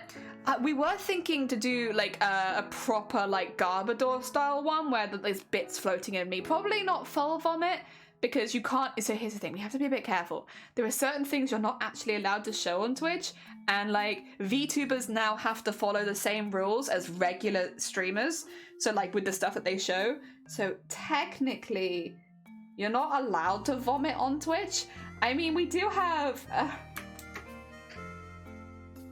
I think this is okay though. You know, I think this is an acceptable level because like it's just the pride flag that I store in my mouth. It's not real vomit, you know. But like, yeah, you have to be a little bit careful to not get banned because they have been cracking down a lot recently because, yeah. Mainly it's the sexy stuff. It is mainly sexy stuff that they're cracking down on, like under boob and stuff like that. But yeah, it's, you know, better safe than sorry. There's some fluids that Twitch is very biased towards or against. How do you explain the gay colors? I don't know. How do you explain that? I explain it as, first off, Dad, I'm bisexual. Yeah, gay. That's how I explain it. Oh god. I literally, I was just gonna make that one for Pride Month. I really just made, first off, Dad, I'm bisexual. Gay. I literally made that one for Pride Month, and then I was just like, I can't keep a secret. We'll just have it now. So now we just have it permanently, even though it was meant to be for Pride Month. Now I don't have anything for Pride Month because I have it all the time. Twitch, why'd you be allowing bikini squats but not booty shaking? Why top booba allowed but not under booba? I do kind of... So here's the thing, I agree, because I think I think it's weird to sexualize underboob but not cleavage, but then at the same time, I kind of get it, and I kind of get it. I don't know. I'm up and down. I do think that, like, listen, if you can exploit the system on Twitch, you should exploit the system on Twitch. Do it. Exploit them. I fully stand for exploiting the rules, but you know, at the risk of your own channel, not at the risk of mine. Oh dear. I love exploiting Twitch. Heck yeah. Honestly, exploit Twitch. Said by a Twitch streamer. Do it. No, I don't think there's anything wrong with it. Like, listen, if it's not against the rules and you can get away with it, like, why the heck not? But yeah, I do think it's a bit weird. Also, do you know the thing about feet? There's technically no rule against having your feet on Twitch unless Twitch thinks they're sexy, and then it's bannable. So if you display your feet in a sexual manner, that's not allowed. Like, if your feet are too sexy, can't have them on Twitch. However, if you have nasty feet, listen, they can be on Twitch. They're fine. Like, if you got, like, you know, like bunions and, like, I don't know, like some mold growing out of one of your toes, maybe you got 5 extra toes on the back of your foot so you can have like a back foot and a front foot, yeah, that's fine. But if you're like, if your foot is like sexy, oh, get off of my Twitch, excuse me. Decide, we've had this discussion where we're like, well, weirdly enough, like, so we had a discussion a little while ago where a few people in chat made second accounts so that they could anonymously say that they liked feet on my channel. So we had a few self-confessed foot fetishists in chat, and we asked a lot of questions. Weirdly, the one consistent that most of them had, except for one, the majority of them preferred actually slightly larger feet, and like not really dirty or anything like that, but like kind of roughed up, like, you know, a bit of hair, stuff like that, like, you know, a little bit more, I guess typically like what you'd think of like manly on a woman or a man. Like, and weirdly, I don't think that would be banned on Twitch. Like, I think Twitch is specifically thinking of like smooth oiled feet, which only one person said was their preference. Everyone else was like, yeah, like slightly larger, more hairy, stuff like that. A few of them did mention they did like it when people did their toenails, so like they had their toenails painted. Fair. So I guess the ideal foot that we found, at least from my audience, was a slightly hairy, roughed up foot with painted nails and big. That was what people wanted. And like, weirdly, I don't think that's what Twitch is like against. Large feet, you say? I love this. Ask me anything. Did you ask which part is the best? I don't think I did ask which part was the best. If anyone else was there, I don't remember. We were asking, I think, more about, like, so basically one of the people that was in the chat with me, a few of you will know them, was Vile Mods. Now, Vile Mods was saying, like, would there be a market for my hands? And they were like, oh, I don't think they would have a market for my hands because my hands are like kind of roughed up and stuff like that. I do a lot of work with them. And everyone was hands down like, no, that's what we like. That's it. And then people were like, what? And then I think Val brought up, like, what about feet? Like, would it be the same thing? And that's when people started making anonymous accounts so that they could comment on the feet situation. Oh dear, Hobbit Square. Well, that was it. Is that a lot of people would say that they would prefer the more stereotypical Hobbit foot than they would like the smooth oiled foot. A lot of people, I mean, no, not a lot of people, a couple people said the reason they didn't like it when the foot was really smooth and oiled was it looked a bit like young and it made them feel like weird and uncomfortable. And I can kind of see that. Like the idea of like, you know, baby soft and smooth and stuff like that. I can see that making people uncomfortable.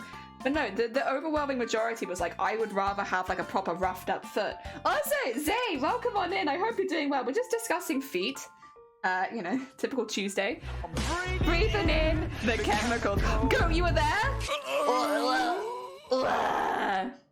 I've got career options apparently. Apparently a lot of us have career options. Because I would have never thought anyone would have liked my feet. And then suddenly it's like, oh, well, maybe my feet are too sexy for Twitch. Who knows? Oh, thank you for making me radioactive. Oh dear. But yeah, I'm glad somebody else was there. I feel crazy. I was like, we had this whole discussion live on Twitch. we were just discussing like what makes a foot sexy. Because like if you don't have that fetish, which like I think a lot of us didn't, but we're curious, it's like, well, how do you find that kind of stuff out? Like we were just asking, I should say, there was no malice intended. Like you like what you like, and if it doesn't hurt anyone, hell yeah, good, 10 out of 10. But like you get curious, you know, it's like, what is it that like people like about feet? What is it that people like about hands? What kind of hands are more popular? And like I would have always assumed like really smooth, really soft was going to be what people wanted. What I have learned is that yes, there are people that like that, but there's a huge market for like less smooth, more worked hands and feet. Like hands and feet where you can tell they're used a lot. Maybe the odd scar and stuff like that. And it's like, oh, okay. Because that wouldn't have been what I would have assumed. But I guess what I would have assumed would have been based purely on stereotypes, and maybe that's why. I said if I'll get a pot of wheels, spit spaghetti on it. Yeah, I honestly think that's that is still a 10 out of 10 idea. The fact that Valentine's Day is gone and we didn't get that stream is very upsetting. That's actually quite tame for a Jelly Tuesday. Normally it'd be like cannibalism or something. I mean, a lot of people do put feet in their mouths. Again, I wonder though, like, I just assumed it would be like a smooth foot would be preferable, but like that, like, again, doesn't seem like that's the case.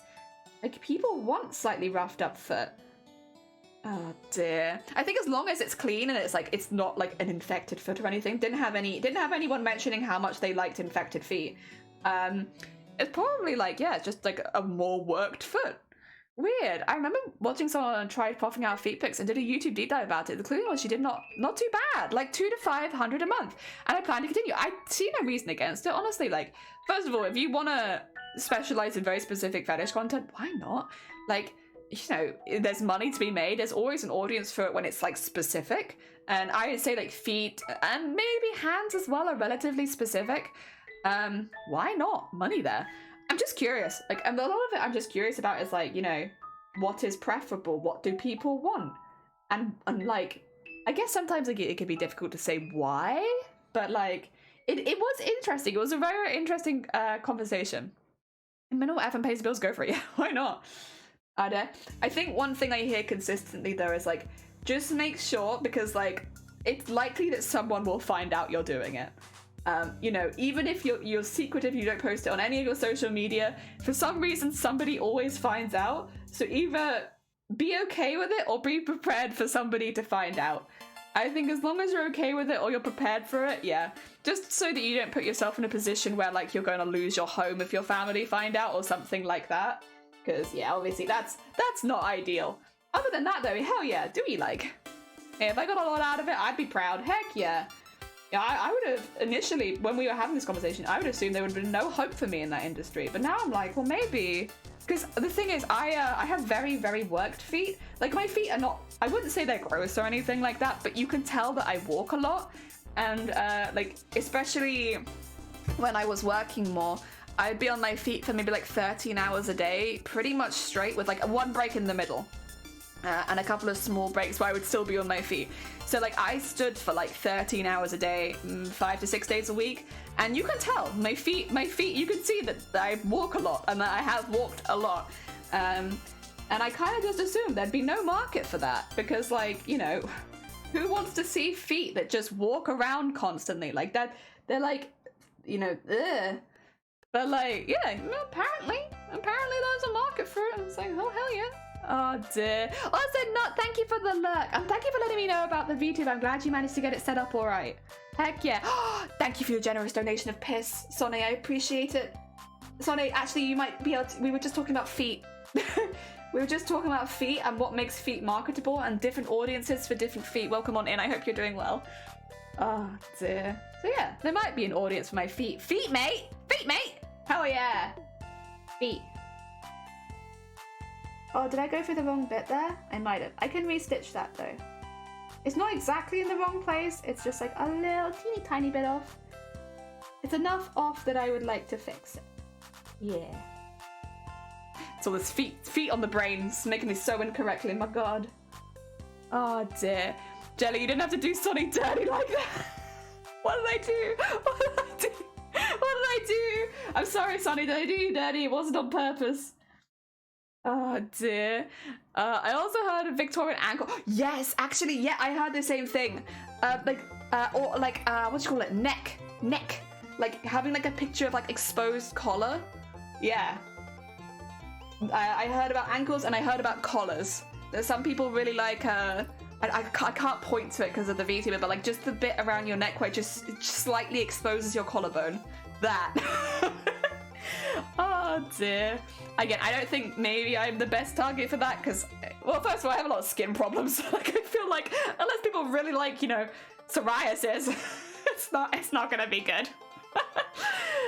Then again, if there's an audience.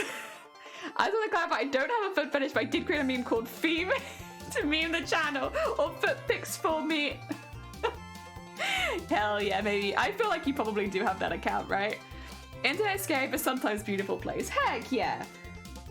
Oh, I did. Hey, I think it's a good thing. Like, more variety. Can the internet get some more variety in its fetishes, please? Jesus Christ. We always seem to be sticking to the same, like, 1 or 2 fetishes, and that's so boring. I want the clavicle fetishists. Like, why is no one, like, when people come into my chat and I have my face on show, it's always like, oh, nice tits, love. Or, but you got a fantastic ask. No one is complimenting my clavicle, and I have that on show like 24/7. Excuse me. Oh dear. But yeah, I don't know. I think it's interesting personally, and I like that there are different niches for different people. I think as well, you don't necessarily have to take part in the fetish to create content for it. I like that too. Because you're just making something for someone else. It's kind of a nice gesture. I think it's cute. There's a person in New York paying off their rent with burping content. Wait, like they can make themselves burp? I'm not even into like burping as a fetish. I just think that's impressive. Wow. I bet you have great cameras, love. Yeah. I can't believe that, Jason, you just... Well, no, actually, Jason, you get lots of appreciation for having a forklift license. You might not get the appreciation for your camera collection, but you got the forklift appreciation. Like nearly every time you come into stream. It might not be what you wanted, but it is what you deserve. A nice gesture, you say. They get regrets to eat or drink something specific. Oh, okay. Or just post some belching bit. That's very impressive. I think I'd throw up. I think that's cool. Oh dear. Yeah, I'm more sicky. There's probably a fetish for that, but I feel like that's a lot of cleanup. And I don't know. Like, the thing is, taking a picture of your clavicle costs me nothing. Having to clean up vomit constantly, I don't know about that. That's an effort. Listen, if that's your fetish, it's nothing against you personally, but like, the people that create fetish content for you if you have a vomit fetish are, what would you call it? Hard workers. Yeah, hard working. I think probably that'd also be quite bad for you after a period of time. Oh god! Oh, who could that be? Feet, mate! Welcome on in! I hope you're doing well! Oh dear. Unfortunately, we have moved on to clavicles, vomit, and burping now. But listen, we'll still take anything you've got. Oh dear. Oh. Weirdly, I'm kind of hungry now. Oh, but wait, you know, if I'm a little bit hungry, you know what I can have? You know what I can have, Sonic? I mean, feet, mate. You know what I can have since I'm a little bit hungry?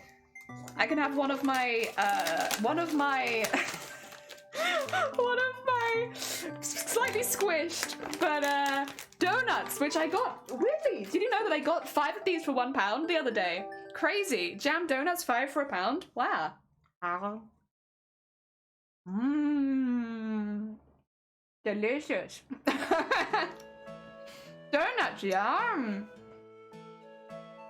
I bet some places they cost £1 just for one. I bet. Yeah. Sorry. This is a very weird conversation for anyone who's just popped in. We were having a chat on Sunday that in the UK, at some of the shops near us, you can buy 5 donuts for £1. But it seems like abroad they're a lot more expensive. Here they're really cheap.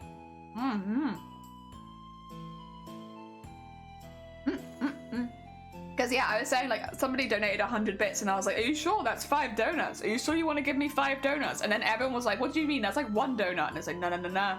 That's 5 donuts. And yeah, Shifty has a shop near them where you can get 5 for 60p. Even less.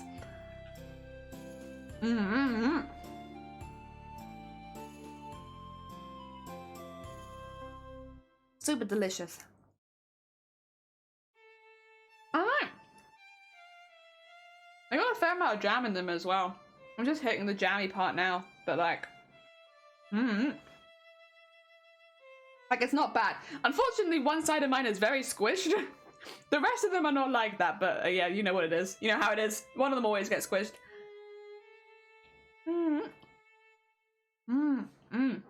See, look at all the jam.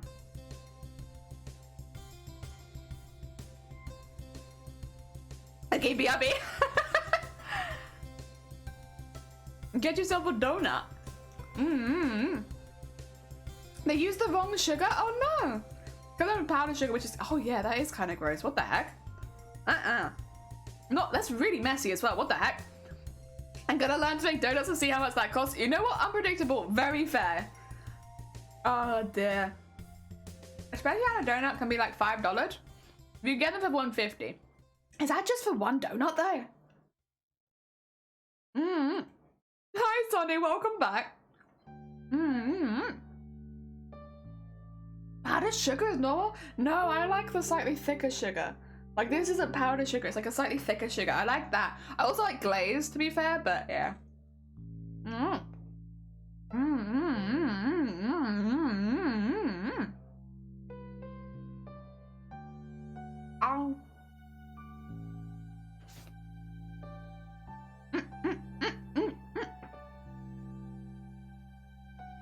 Yeah, I thought I'd buy them after the stream on Sunday because I was like, you know, we were talking about these all stream. Now I kind of fancy the 5 for £1 donuts.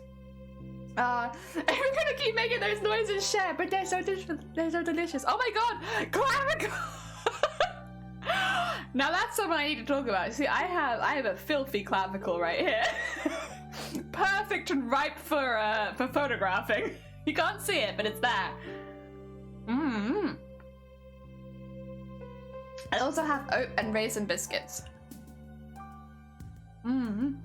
Although, they've gone up to £1.20. They used to only be £1.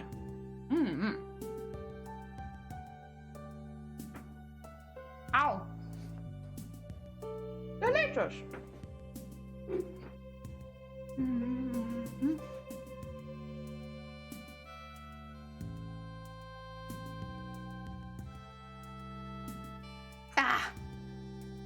Right. That is a donut break done. Donut break done. It's not me, I swear. Well, Sonny's a feet guy, so it makes sense that this would be somebody else. You can't have more than one fetish. Every person gets one fetish. That's it. And we already know that Sonny's into feet, which means they can't have any other fetishes. That's how it works. You have to share. You can only have one each. Take one, pass it on kind of thing. Everyone gets one fetish. Oh dear. We could do like, you know how you can do like exclamation mark something? We could have exclamation mark something at night, but we'll give you a new fetish. We'll make them all really cursed. Like really unusual, obscure fetishes. Like balloons or something like that. Your new fetish is balloon animals. There you go. You like hearing balloon animals get made. You like the long balloon sword. You like balloon crowns. That's your new fetish now. This might be bannable on Twitch. You're not actually allowed to produce fetish content on Twitch. Funny enough, little known fact.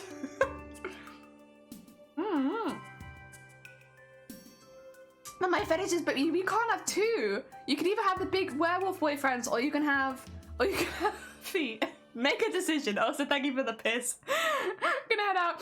Aww. Take care. One that gives people what they are god of. Oh, that's cool. Heck yeah. We have a couple, but I always forget what they are. We have so many commands. For legal reasons, this is a joke. Yeah, for legal reasons, this is all a joke, and we are not making fetish content. But it's giving people a new fetish content. Well, I guess kind of. Maybe. What if your new fetish was like sequins or something? What then? What then, huh?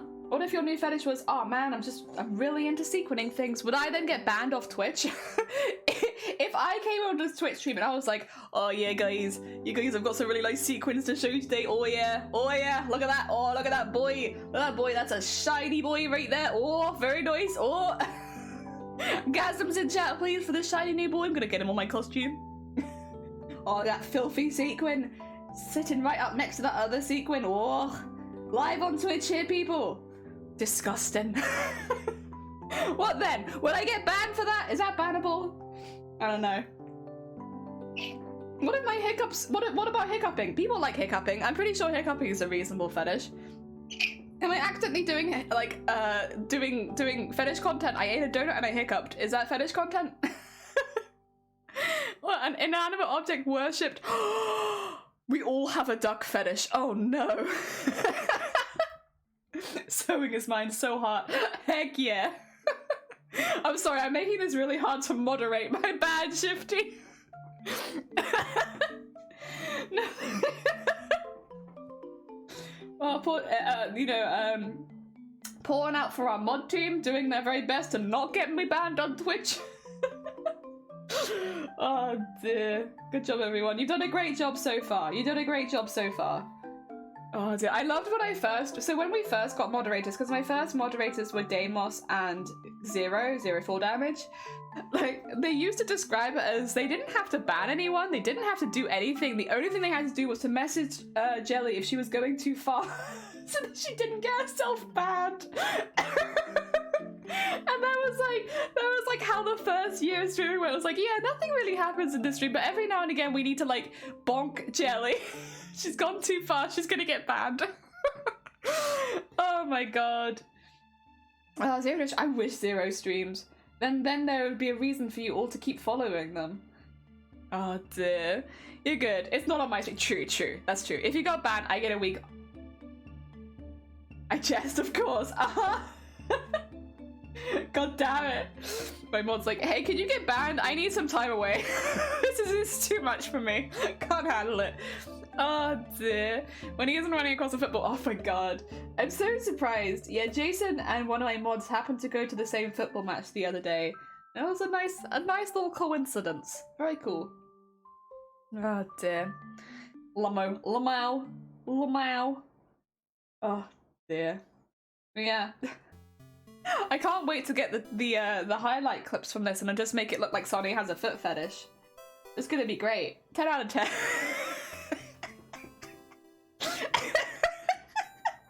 I'll make sure I clip it really well so it makes complete sense. I was jesting. Please okay. I'll do my best not to. We've had a few, I think, close calls, but for the most part, we've been okay. I think the closest we got was when I nearly bought a nude suit so that I could try on the bras that we made live on stream. I think that's probably the closest we've got to being banned, and I didn't do it, so it was okay. I just made a mannequin of my own body. I took my own measurements, made a mannequin of my own body, and then had that try it on. So it was, we scooted around that. Yeah, that was close. Yeah, that's probably the closest we got to being banned. But we worked around it. We worked around it. And I do still have that mannequin somewhere. Oh dear. It's just like a perfect replica of my body like 2 years ago. It's not the same body that I have now, but it was. 2 years ago that was my body. So I can't really use it now. Also, I've just realized, Sonny, you said laugh ass my off. Who's laughing at ass? In my chat, ass is a very that's a serious subject. You don't get to laugh at ass. Excuse me, that's serious. Who do you think we are, Sonny? We're serious about ass here. Very serious. Oh dear. I know a streamer who regularly does streams wearing a chainmail bikini over a black suit. Heck yeah! Oh dear. See, man. Because we did a breast cancer awareness event, right? Context. A couple years ago where we made a bra every single stream. And a lot of them I did make in my size so that I could keep them. And it's like, it would have been cool to be able to show like how well they fit. Because like I couldn't do that because I would get banned. But it would have been cool to like work on a bra for like, 6-7 hours and then show you how well it fit. But we didn't. And it's a very serious subject. Very ass. I am an ass girl. No. There was a clip floating around that someone put on livestream fails. I think I know who it was. Where they said that I was not an ass woman. And I felt very offended ever since then. Like, how dare you? How very dare you? I have been very open about being an ass woman. Have you not seen my model? Look at my hips. Oh, it's spicy. Reese Spicy? Welcome on in. I call you Reese. Welcome on in. I hope you're doing well. Oh dear. We're doing smocking. But well, actually, no, we're not doing smocking today because we finished our smocking. We are decorating our smocking with sparkles so that we can have extra sparkly smocking. You can't really see the sparkles when it's lying flat, and that's the magic of it. The magic of it, you don't really see it until it starts moving. Look at that. Look at all those sparkles in our smocking. Heck yeah. So that's what we're doing. Very extravagant sparkly smocking. To be fair, this is a long time before you made this model. True. No, it wasn't. It was before I made this model, but it was not before I made the previous slime model, which arguably had even bigger hips. Oh dear. And, it was before this one though, that's true. I have sugar around my mouth from eating the donut. It was worth it though, it was a delicious donut. I kind of wish they had the custard ones. I like the custard ones, I think, more than the jam these days. I don't know, I feel like the jam changed, but maybe that's all in my head. Maybe the jam is the same and I've changed. But the custard is still really good. As they say, hips don't lie, they don't lie. Happy, welcome on in, I hope you're doing well. We're adding sparkles to the smocking we made over the last week. Oh dear, wait, you don't like custard donuts? Really? I'm kind of surprised, Shifty. I love custard donuts. I used to dislike them a lot more, but these days I'm kind of into it. Oh dear. How are you today? I'm alright, thank you. I'm alright. We made this and I'm really pleased with it and I really like it and it's going really well. This was our little test that we did, but you always worry that when you do it at a larger scale it's not going to look as good, and I love it. Excuse me, sorry. Unless you have a hiccup fetish, in which case you're welcome. Sorry. I'm always apologizing for hiccup, but maybe I should start saying you're welcome after every single hiccup. The hiccups are a gift from me to you. Specifically the hiccup fetishists. Oh, no, thank you for the hic!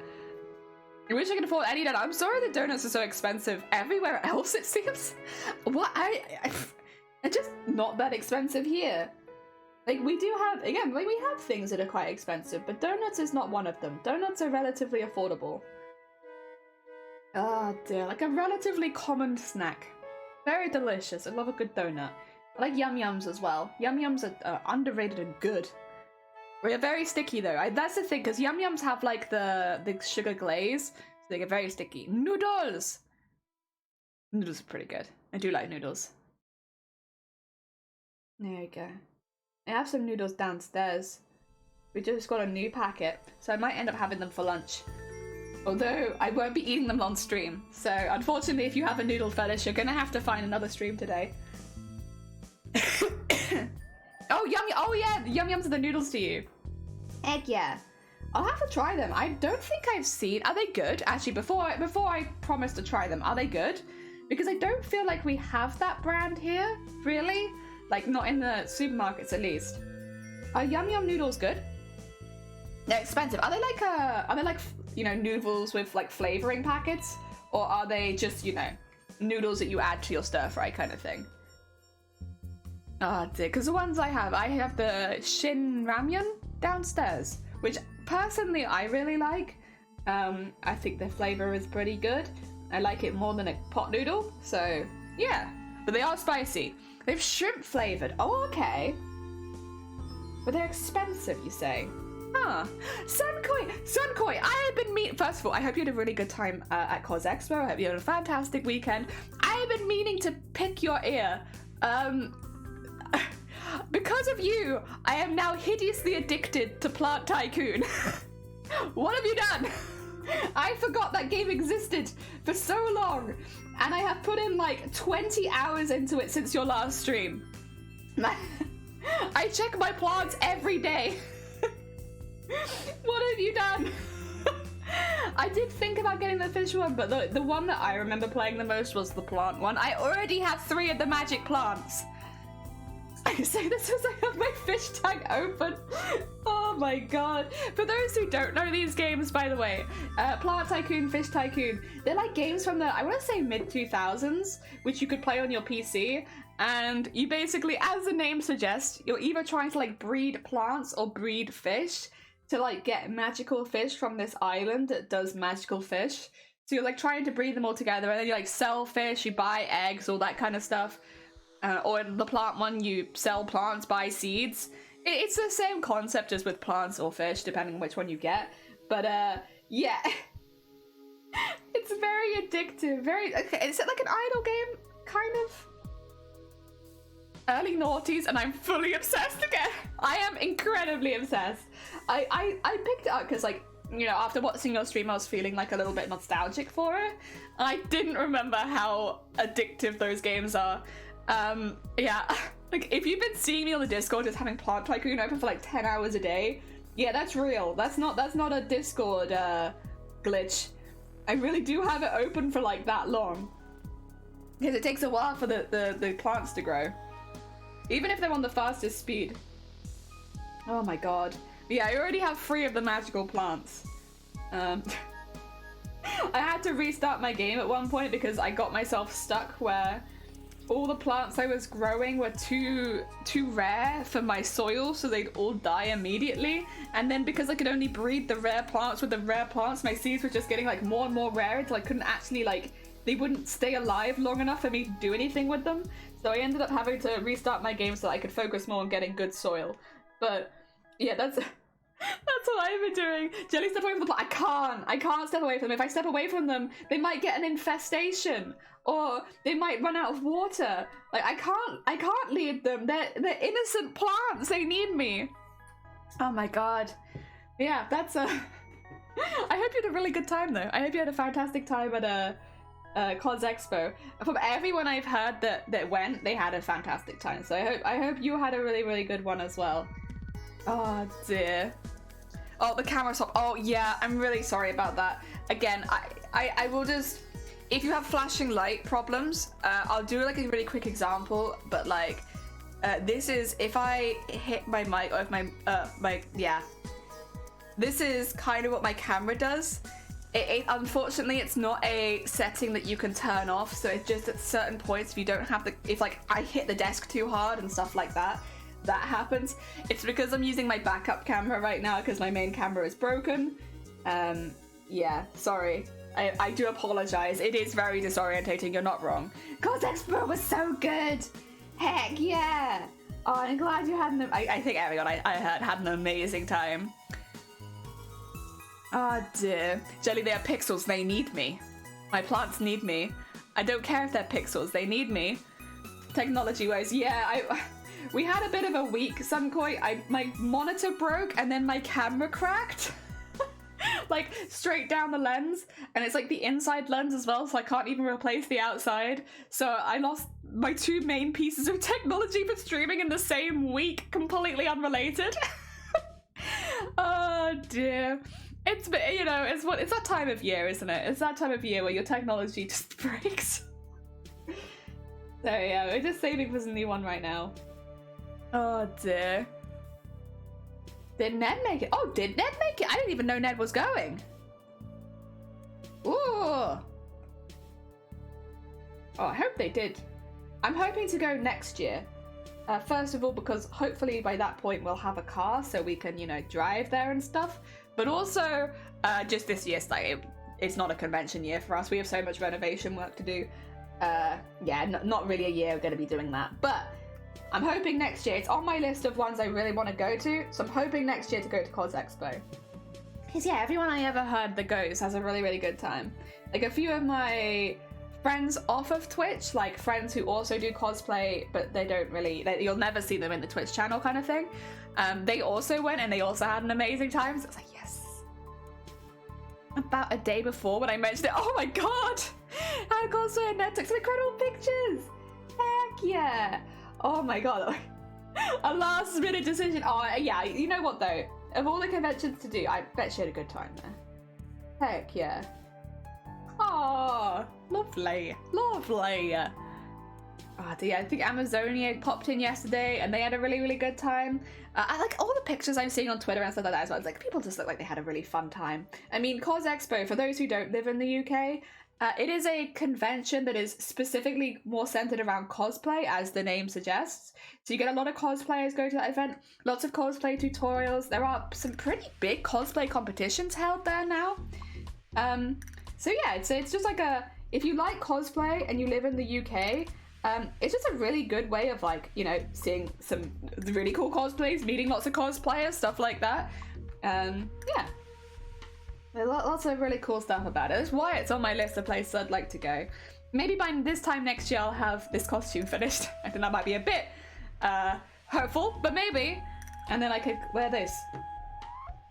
Because I think actually this might be the only time of year where this costume isn't the least bit viable for wearing around a convention, because otherwise it's going to be way too hot.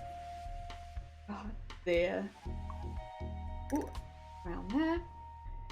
Sorry, if it looks like I'm molding the fabric a lot, it's because I have to go in and make sure that the sequins are facing the right way around and are like a kind of positioned right before I go back and stitch them again. So there's a lot of just like easing things into place, going backwards and forwards a lot. It feels like moving on my neck. What is that? Oh, what is that? Ooh!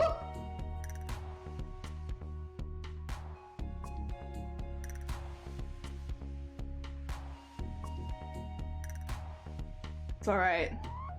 It just caught me by surprise. I guess a spider must have landed on me, but it was only a tiny. Well, it's not tiny, but it was not a large one. Jesus Christ. Ugh. I can feel something moving on me. Ugh. I got spooted. But honestly, we could do with some spooters. I don't mind. I don't mind having a few extra spooters. He's on the floor now. That probably wasn't the best place to put him, but he'll be fine. Spoot friend? Spoot friend. Yeah, we, I mentioned this earlier on stream, but we had a queen wasp in our house yesterday who we think might have come out of hibernation in our loft. And can I said this earlier, but I will re-emphasize it now. So loud. So loud. Like, I've never heard a queen wasp moving around before, and it was incredibly loud. Terrifying. Where do go for a date? The movies. The movies. Einhard, welcome on in, and Kit, welcome on in. I hope you're both doing well. Welcome, welcome. Spoot friend. Well, this was my thought. Maybe I should have just taken him up to the loft to make sure that there aren't any other queen wasps coming out of hiding. Because, to be fair, our house was pretty open for a lot of the year, so it was very easy for things to get in. And, like, I'm not particularly phobic of insects, but I don't like the idea of having a wasp's nest in my house, to be honest. I would have noped right out that is exactly what we did. We heard the buzzing from downstairs. This is how loud it was. It was initially 2 floors up, and we heard it from the kitchen downstairs. And we could hear this buzzing, and we thought it was a car outside, because it was like, oh, you know, it's late at night, no one's mowing their lawn at this time, like, what's going on? And we kept going. So we were like, okay, well, we should probably go find out what that is, because the other concern was, could it be my PC? Because I had my PC on. I'd just gone downstairs to go make a cup of tea, really. And so my PC was still on. I was like, could it be my PC? We went up the stairs, and the light was flickering. And the light was flickering because there was this massive bug flying around it. It was big enough to the extent where it made the light look like it was flickering. And we were like, oh my god, what is that? And it's buzzing. And it was like moving in really weird movements. Like it was like almost like dive bombing the floor and then going back up again. It was really odd. And it looked really drowsy and confused, but then it was also hitting the light bulb a lot. So it was probably quite hot. Anyway, we got close to it, pretty quickly realized it was either a very large wasp or a fairly large hornet, and we were like, oh no. None of our windows were open, so like there's no way it should have been able to get in. We hadn't had our windows open for days, and also it was so loud, like if it had been in the house before that point, we would have known about it. So we immediately went downstairs and left the house. We didn't have any bug spray or anything, and so we decided, we went outside the house and we were like, what do we do? What do we do about this? This is a very big buzzy object. That is how I felt. Thank you for making me piss. So we decided to go down the local Tesco's and pick up all the bug spray. Shiny went in first. Very brave. Very, very brave. I wouldn't say that I'm particularly afraid of, like... I'm not normally that afraid of wasps. Like, I don't like them, but, like, I'm not awfully phobic of them or anything. But the loud noise was really setting me on edge because, like, this is the thing. I cannot describe how loud it was. Like, it was so loud you could hear it between the floors. Like, it was insanely loud. Like, there was no point in the house you couldn't hear this thing. And so, thank you for the horn. And so Shiny went and sprayed it, and then once it was on the ground, I had a look at it, because Shiny, I know the difference between a wasp and a hornet. Like, we've had wasp nests and hornet's nests, so I'm fairly familiar with the differences. So I went and had a look, and immediately I was like, that's not a hornet. That's definitely a very, very large wasp, which means it's probably a queen wasp. That's not a normal wasp. It was probably more than an inch long. Like, it was big. And like, for a wasp, that's especially in the UK, that's very big. So we crushed it so that, you know, we don't want to make it suffer or anything. And then we waited this morning.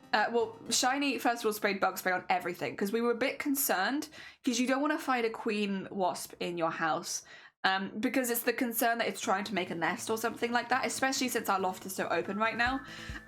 So Shiny went upstairs to double check the loft and sprayed lots and lots and lots of bug spray everywhere, and then like left, so that it all just sat in there. It still smells like bug spray up there.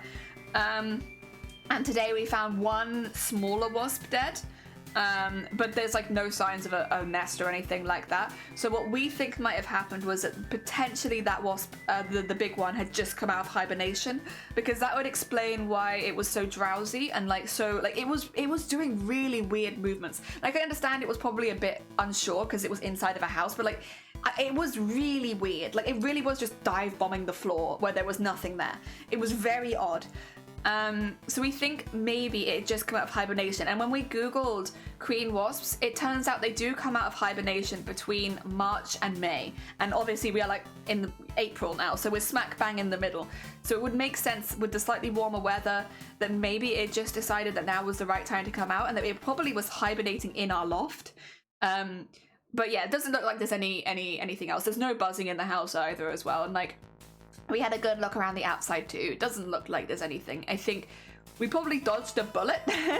But yeah, that was what happened last night. It was Bateman's 2-year anniversary stream, and I was like, you know, celebrating it and like supporting Bateman. Went downstairs to make a cup of tea, did not come back. I like fully intended to watch the entirety of Bateman's stream, but we spent so much time out of the house planning what to do about this massive dive bombing wasp in our house. And so I missed most of Bateman's stream, unfortunately. I really wanted to watch it. It was really sweet. If you haven't, I'm sure the VOD's on Twitch. It's very cute. If you want like a bit of cheesiness in your life, highly recommend it. At the very least, the first part. I don't know about the rest of the stream, because obviously we were fighting for our lives, but like the first bit's very cute. Very, very cute. Oh dear. Yeah, this loud. Oh yeah, about as loud as that horn, Zay. About that loud. It was so loud. It was like, it was just so loud. At least you are aware that the wasps are about now and keep an eye out for them. Yeah, and like, I'll be honest, I don't think any more will be alive in that loft. We like nuked that loft with bug spray. Like, you still can't go up there because it still stinks, and we sprayed it last night. So like, I think if there were any, unfortunately this will also probably have affected the spiders in the loft, which I do kind of like, but if there were any bugs in the loft, there were probably no bugs now. Yeah, because like, we did find like, even today we found one dead one on the floor. There's probably other dead ones elsewhere, but like, again, nothing like the buzzing of that one. Maybe it was, yeah, it was fleeing the spray that like had to flee the loft. Yeah. Oh, well, he's okay now. I don't know where he is. I put him on the floor, so he's probably got into a corner somewhere. Oh dear. I think now, like, when I can feel something on my neck, my mind immediately jumped to, what if it's a wasp? What if it's a wasp? What if it's a wasp? Thing is, I've had wasp nests. I've lived with wasp nests before. Like, when I've mentioned this story before, but like, when I was growing up, the window on our bedroom growing up, used to get, like, there was a crack like around the window into the loft, and we used to get wasps nests there, like not every year, but like relatively often. And so Mama Jelly would just sit with a hoover outside the window, like leaning out the window with a hoover and sucking all the wasps up until they went away every year. Like every year it happened, and it happened quite a few years, to be honest.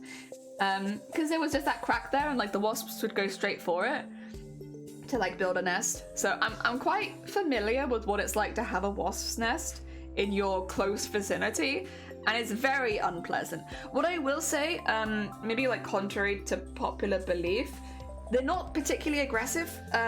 It's like they get stuck a lot. So like, you know, if it was in the summer and the wasp nest are there, obviously I'd have my window open because the house would get stuffy, and a lot of wasps would get stuck on the inside of the window. But like, I never got stung by those wasps. Never. Like, they weren't particularly aggressive.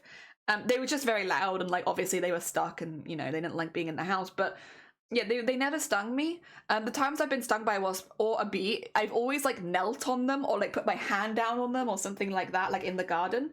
But not from having the wasp's nest in my house. Yeah, I've never got stung by those wasps. Or maybe I haven't, I'm just not aware of it, but like, yeah, no. Maybe the wasps in the garden were the wasps in my house, but no, as far as I'm aware, they never got me. Also, yes, please more music. We're not finished yet. We've got more to do. We're not done here. We've got so much crafting. Oh dear. We used to get wasp nets outside our backyard entrance, and my uncle just took a thick plastic bag and squashed. Oh my god. Whoa. Yeah, we used to suck them up with a Hoover. So like my mum would like be leaning. By the way, we had like a really weird house growing up, so it was like really skinny. So she was 4 floors up, leaning out the window with a Hoover to suck the. Sorry, so that Mama Jelly sounds appropriately hardcore, because I've just realized. Wait a minute, Mama Jelly doesn't sound very hardcore in this story. She was leaning out the window 4 floors up with an entire Hoover, like, and I would sit on the other side and watch the Hoover and watch the wasps go down the tube. And I'd be like 1, 2, 3, and while Mama Jelly was like leaning out the window. with a Hoover. Oh dear. 4 floors up. Yeah, she was hardcore. I think I'd be terrified to do that, because not only are you terrified of the wasps stinging you, but you're also leaning out really high. Oh my god. Yeah, she did that like every year. Hardcore. Oh dear. My mum used to get really mad at him because he was killing off the Oh no. I hate that. I hate that. That's very upsetting. That I would disown you. Sorry. that if I knew someone in my family was doing that, like I would full on. I would never speak to you again. That'd be that. Maybe my tolerance level is low, but like no. Yeah, no. Ah dear. Like, they're not, there are things you can do. There are things you can do where you could give them to somebody else, put them up for adoption, stuff like that. There are things you can do, and that's very unpleasant. The only, and again, even then you'd do it professionally. Obviously, if an animal is suffering, you know, keeping them alive if there's nothing they could do, I can understand that. That's a very different situation. I don't want people to get them too confused, but like, that's not on in my books. No. I wouldn't stand for that, not in this household. We love animals here. The only things we don't really like are wasps, because you know, technically hornets, but we don't really do get hornets in the UK that often, because like I've seen them a couple times, but I'll be honest, I've seen more dead hornets than I've seen live hornets. Like, because like I know my grandparents had a hornet's nest once, but like they got it taken care of professionally, and they had like a couple of the hornet shells, and like I see that, but I really don't feel like hornets are very common in this country, especially like just flying around. Like if you hear a buzzy thing flying around, like I'm sure like it's very unlikely to be a hornet, right? Like that. He did stop doing it though, I think. Good. Oh dear. But yeah, I think that's one. Wasps and hornets I don't like. Mosquitoes, because somebody mentioned that I might need to look into this, but whenever I get bitten by a mosquito, it is like a golf ball, just lump, and it's like so painful. And it does get itchy, but like initially it's just really painful, and it's very unpleasant, and it takes a really long time to go away. Like last year I had a really annoying one on my ankle, and I couldn't wear shoes properly because the only shoes I could wear were like the slip-on ones, because the lump on my ankle was so big it wouldn't fit into my like normal boots. Yeah, I hate mosquitoes, and moths, because I work with fabric, and you know, not all moths eat fabric, but some do. So I'm gonna group them all together. Please don't eat my fabric. Oh dear. Yeah. So those are I think the only things I could specifically be like, I don't really like them. And there's normally a reason. I don't have any phobias around insects or animals, I think. Am I afraid of any animals? I don't think so. Maybe I'd remember if I had like a proper phobia of it, right?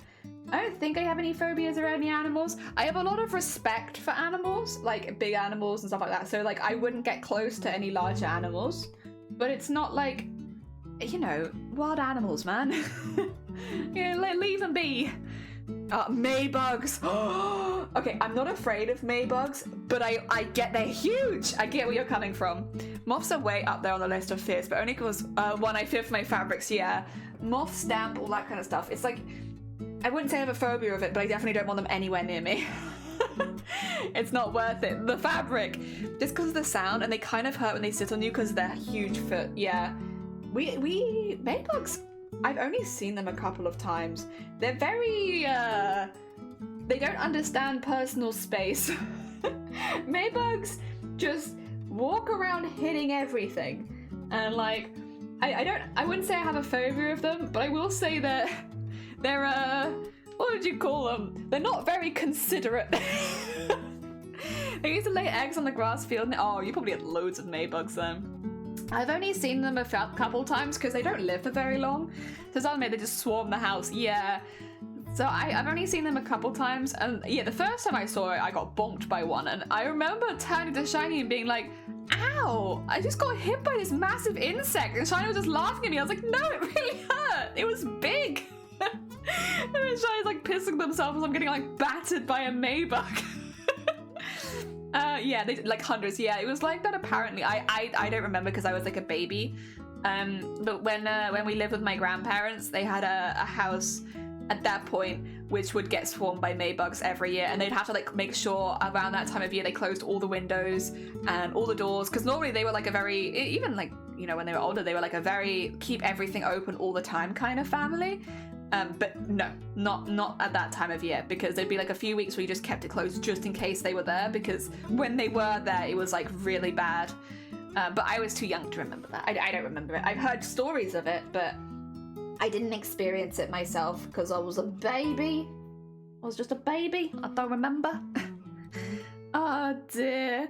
So that might be why I'm terrified of them. You know what? I think that's a very fair reason. I think, you know, that's a lot. That's a lot. I'm bumping into your window. Yeah, and they're big and they don't understand personal space. That's my main issue with them. They just really don't get it. They're just like, listen, you can fly past me, but no, they will fly into you over and over again, and they're big and it hurts. Like, it's not like awfully painful, but it's very annoying. And yeah, if there were more of them as well, it would be very intimidating. You get battered by them. Jesus Christ.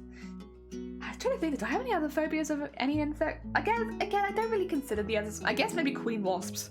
Maybe I have a phobia of queen wasps. I didn't realize how loud they were. But now that I do, maybe I'm afraid of those. I mainly just don't really like the buzzing. They're loud. I can't really handle that. It makes me feel very uncomfortable. So I don't think... Actually, does anybody know, if you get stung by like a queen wasp or a queen hornet or something like that, does it hurt more than a regular one? I don't think I've heard any stories that it hurts more than a regular one. But I don't know. I've never been stung as far as I'm aware. You think it does? I guess they are bigger. Maybe, you know, maybe they'd be have a bigger butt stinger if they're just a bigger insect in general. I don't know. Like, I'm not in the market to get stung by one either, to be honest. I would rather not be stung. But yeah. Because you get a higher dose of venom, not during a sting, but the after ache is owie. Oh, okay. Oh, interesting. Huh. Oh dear.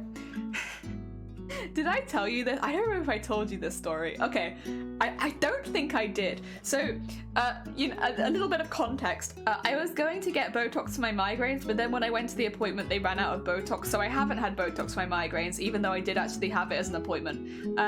But before I went to that appointment, because I had gone fully expecting to have the Botox, I maybe did a little bit of research ahead of time as to what it felt like, because I was like nervous. I was like, oh, is it gonna really hurt? Like, what's it gonna feel like?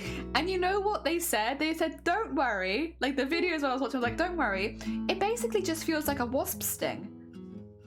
You get injected like 36 times in a row. What do you mean? Does it mean you like, does it feel like 36 wasp stings? What do you mean? That's a big, don't worry. And I came down and I was like, Shiny, they said it's gonna hurt like a wasp sting. And Shiny once again was just pissing themselves. And I was like, no. Oh dear. Well, don't worry, don't worry. Yeah, they're like, don't worry, it hurts like a wasp sting. You'll be fine. And I was like, okay, that's 36 wasp stings. You know what? That's I don't think that's gonna be fine. So maybe, you know what? Maybe it was a blessing that they ran out of Botox and I'm doing something else instead now. Because it means I don't have to get stung by 36 wasps.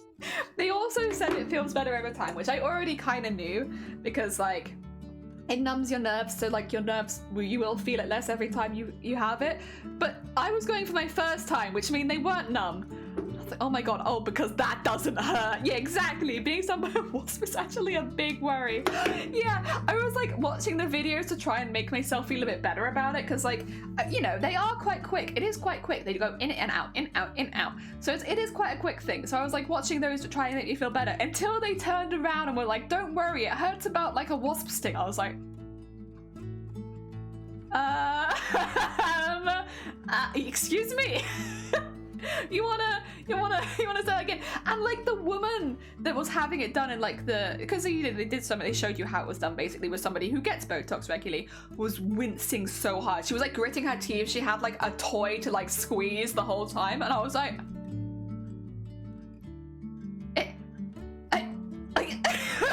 what? I'd still do it, but like, Jesus Christ, it made me scared. I was terrified on the day. I barely ate because I was like, oh my god, am I about to get stung like by the equivalent of 36 wasps? I don't know if my heart's ready. Because some of my wasps I remember it being hell. Yeah, it does hurt. It's like, you know, as an adult, have I had worse pains than a wasp sting? Yeah, of course I have. Do I want to get stung by a wasp? No. Absolutely not. I would rather avoid it. Thanks very much. Just because there are worse pains out there does not mean that it is a nice thing to have happen. Yeah, wasp stings are famous for being comfy. Yeah, it was the don't worry, it only feels like a wasp sting. I was like, oh my god. Oh my god. You could have said anything. You honestly, you could have lied to me and I think I would have felt better. If you said it felt like a pinch or something, I would have felt better. Although, whenever someone says something will feel like a pinch, you know, they said when I was having the, because again, this was my fault, I chose for no anesthetic, but when I was having the frame put into my gums so that they could rebuild my tooth, they like indented it into your gums, right? And they were like, don't worry, it's gonna feel like a pinch. And then they put metal in my gums and I was like, it doesn't feel like a pinch. And they were like, don't worry, we're just gonna tighten it. You're gonna feel it pinching a little bit. And I was like, ah. And every now and again I'd make like a little noise. And they're like, are you doing okay? And I'm like, ah. Yeah, like a pinch from a robot at 100 miles an hour. Like, excuse me. Like, it was, I'll be honest, it did heal pretty quickly. Like, within a couple days, it felt fine. And like, the only bit that did hurt was the gum. But like, I do feel it was a bit disingenuous to describe it as a pinch. It was certainly not a pinch. Oh my god. I don't know what my largest pain ever was. It was, but I know, gallstones for me. Easy. It's always like an easy, like what's the most painful thing you've ever had? Gallstones. Easy. So easy. Cannot describe how painful that is. But Google can, if you're curious. Go Google it. It's very painful. I doubt, unless I give birth, I will ever be in more pain than that. I hope not. What kind of pinches are they having? Yeah, I'm sure they said it just to make me feel better about it. Because, you know, you don't tell people, like, intense pain incoming, do you? You're being nice about it. But, yeah, I still don't think I managed it. And it wasn't like a tooth nerve pain, at least. I think tooth pain is a lot worse than gum pain. Maybe that's just me and that's how I feel about it, but like, you know when like your nerves are exposed in your tooth or something like that? I think that's a much worse pain. Because, oh my god, that's a trooper. Your dad is a trooper. Just a quick pinch. Yeah. I think nerve pain in your teeth hurts more, which luckily I didn't have, because I do think that's a lot more painful generally. Mine was just the gums, and like they were wedging stuff into my gums, so like yes it hurt, but it was very much like a surface level pain of like you put something on my gums. Like yes, that hurts, but like I can live with it. I don't know, the tooth pain, people that have tooth pain, very brave. I struggle with that. I can't handle that very easily. Gum pain is okay. Well, so far, touch wood. Maybe there is a level of gum pain I can't handle. Also, Nerdy, I don't know if I said, but welcome on in. I hope you are doing good. Oh, dear. Get sonic treatments every time, however, so they break it down to smaller pieces of sonic waves. Yeah, see, I was really, really young as well. I've had it 2 or 3 times. I was super young. So like the first time they did it, they were like, they take your blood and they do that, and they're like, okay, it looks like gallstones, but she's like 7, which is weird.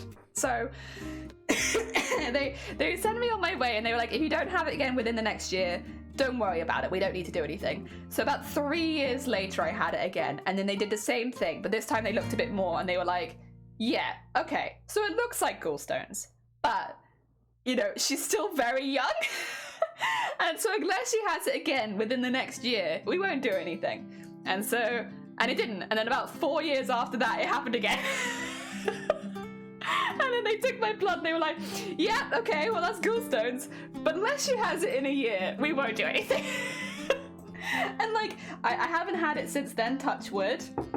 It's been like 10 years, it's been over 10 years now since I had anything happen. So touch wood, everything's fine now, but because like every single time it happens, it's like cripplingly painful. It, like you feel it up your back into your shoulders. It's crazy. It's like it shoots up and down. And like for me, every single time I've had it, I've like immediately lost my ability to walk. And it's like, yeah, it's really, really bad. Oh, kidney stones. They're meant to be. Wait, isn't like pissing out a kidney stone like insanely painful? I've never had that. I can say that pretty confidently. I feel like I know. Isn't that like insane pain? Like, because you have to like piss it out, right? And it's like a rock going down your urethra. Oh my god.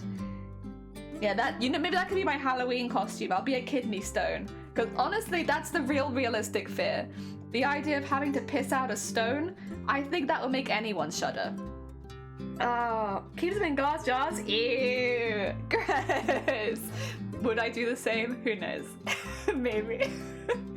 Oh, I wanted to. When I had my tonsils removed, I wanted to see them, but they said they couldn't show them to me because they'd ruptured and they had to get rid of them like immediately. But I wanted to see my tonsils because like some people get to see their tonsils after they have them removed, but yeah, mine was like exploded, so I wasn't allowed to see it. They had to like get rid of it immediately. I would have loved to have seen them though. Ah, oh, dear. I wanted to see my exploded tonsils. I don't want to keep them in a jar, I should say, but I did want to see them. Oh, dear. And I'm telling you, some of them are like... To be fair, at that, maybe putting them in a jar is the wrong... Maybe they need to go to like a trophy maker, right? So that they can have them mounted on a proper trophy. Because how the hell have you pissed something out that size? That is genuinely impressive. I feel like if your kidney stones are at that level, you should get like, you can get like a frame of like with multiple little like, what do you call them? Like it's like a big frame with lots of little frames inside of them. Get that one, because that way if he ever does a bigger one, there's space for extra trophies. Oh dear. Yeah, it's crazy. Yeah, ouch. How do you, oh my god. Yeah, kidney stones is the real fear that I think all of us should have deep in our souls. You know, there are lots of phobias and stuff like that, but I think everyone in the world should have at least a mild phobia of kidney stones. And on that note, does everyone want to do a really quick hydrate? I don't want to drink more. Because unless you have like Crohn's or something like that, or a few other things as well, you shouldn't really get kidney stones unless you're dehydrated a lot and don't drink enough water.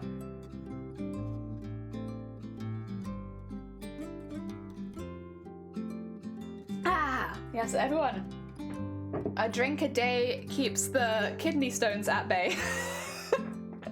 Which is honestly far scarier than a doctor. Time to grab something. Oh yeah, please go get a drink. Get some tea and some water or something. Keep those kidney stones away. Have a lovely lurk. Oh my god. There's a catheter that's directly connected to his main artery. I mean, I'm glad that at least he's getting some proper care, because that's a very painful thing to have to go through. And Crohn's as well, but like, the kidney stones as a symptom, that's hard. That's hard. That's a hard symptom to have to deal with. I do still stand by the fact that if he's pissed out a kidney stone of that size though, I do feel like you should have that properly displayed. I don't think a jar does it justice. I think it should be, you know, get a proper one. A drink and an apple, yeah. Oh, they give her the hydrate again. Heck yeah, hydrate quickly, everyone, before you get kidney stones. Beth, I'm not even joking. Dear. If you look at a kidney stone, I don't want to. I feel like it's like a, what do you call it? If you look at it, it happens. It's like willing it into reality. I don't want to look at a kidney stone. I want to get a kidney stone. Like Jack. Oh yeah. Oh no, you are right though. Yeah, they are made to be as physically painful as possible. That's probably not that, but like it is the like obviously maybe not for your dad, and again for anyone who has like a medical condition where it does make them more susceptible to kidney stones, but for regular Joes like me, like a lot of people in chat, it is the constant reminder to hydrate. Wait, why hasn't it worked? Oh no! My alerts have chosen a hell of a time to die. Has a kidney stone. Oh, at least you got one of them. I'm sorry that it. I mean, I can do it for you, but it is very suspicious. Ah! Ooh! How's that?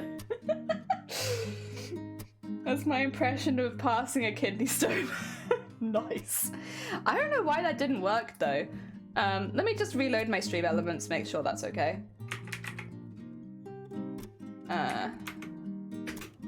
Oh wait, actually I have it here. I don't have to type it in. There you go. Can I?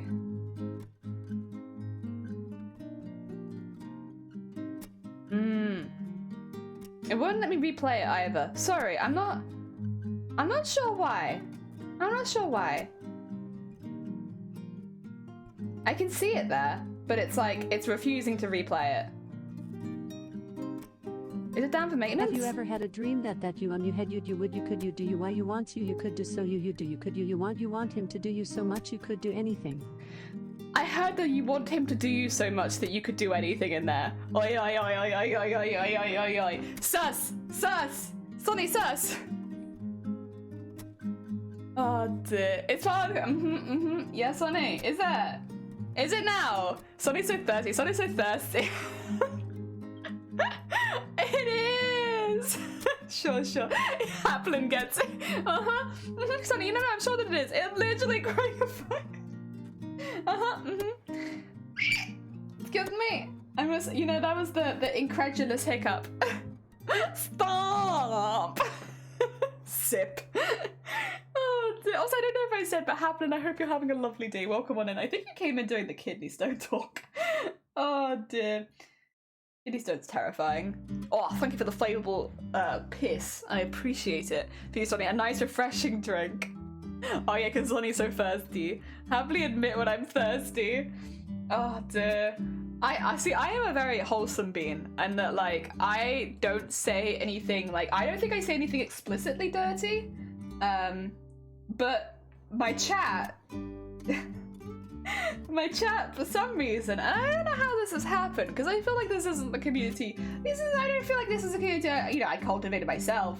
My chat somehow takes every single thing that I say on stream and makes it like dirty. I don't know how they do that. It's very impressive. Very impressive. Oh dear. Cthulhu, welcome on in. I hope you're doing well. I said this earlier, but now that you're here, I say it again. We're planning to play some of the game later this week, because I have got it now. What is it? It's what's it called? Sunhaven. Yeah, we're gonna be playing some of it later this week. You're nasty. Oh,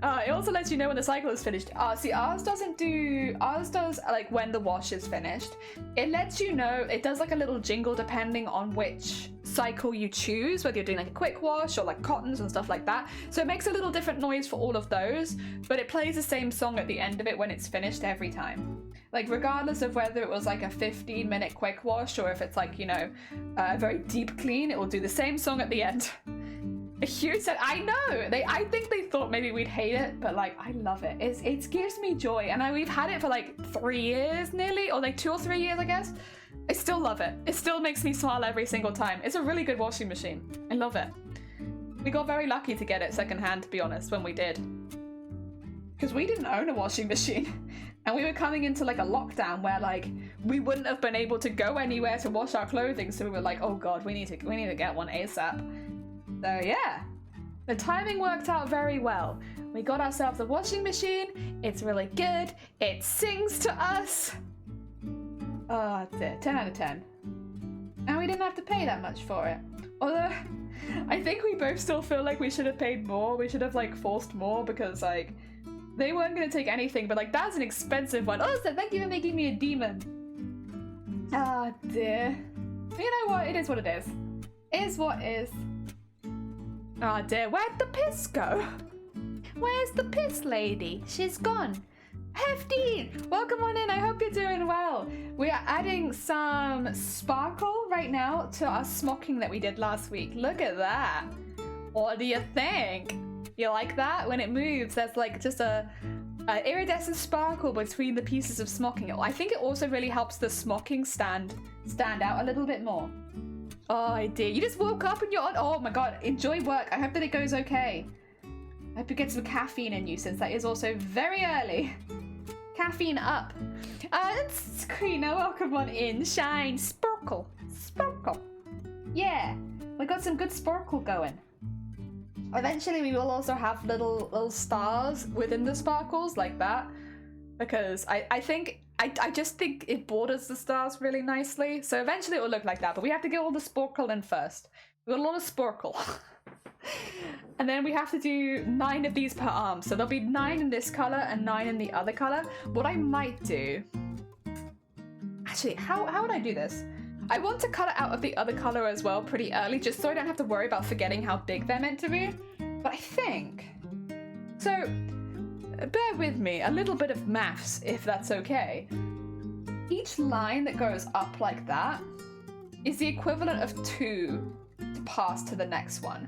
So that would be with maybe an extra 1 at the end. So it'd be like 1, 2, 3, 4, 5, 6, 7, 8, 9, 10, 11, 12.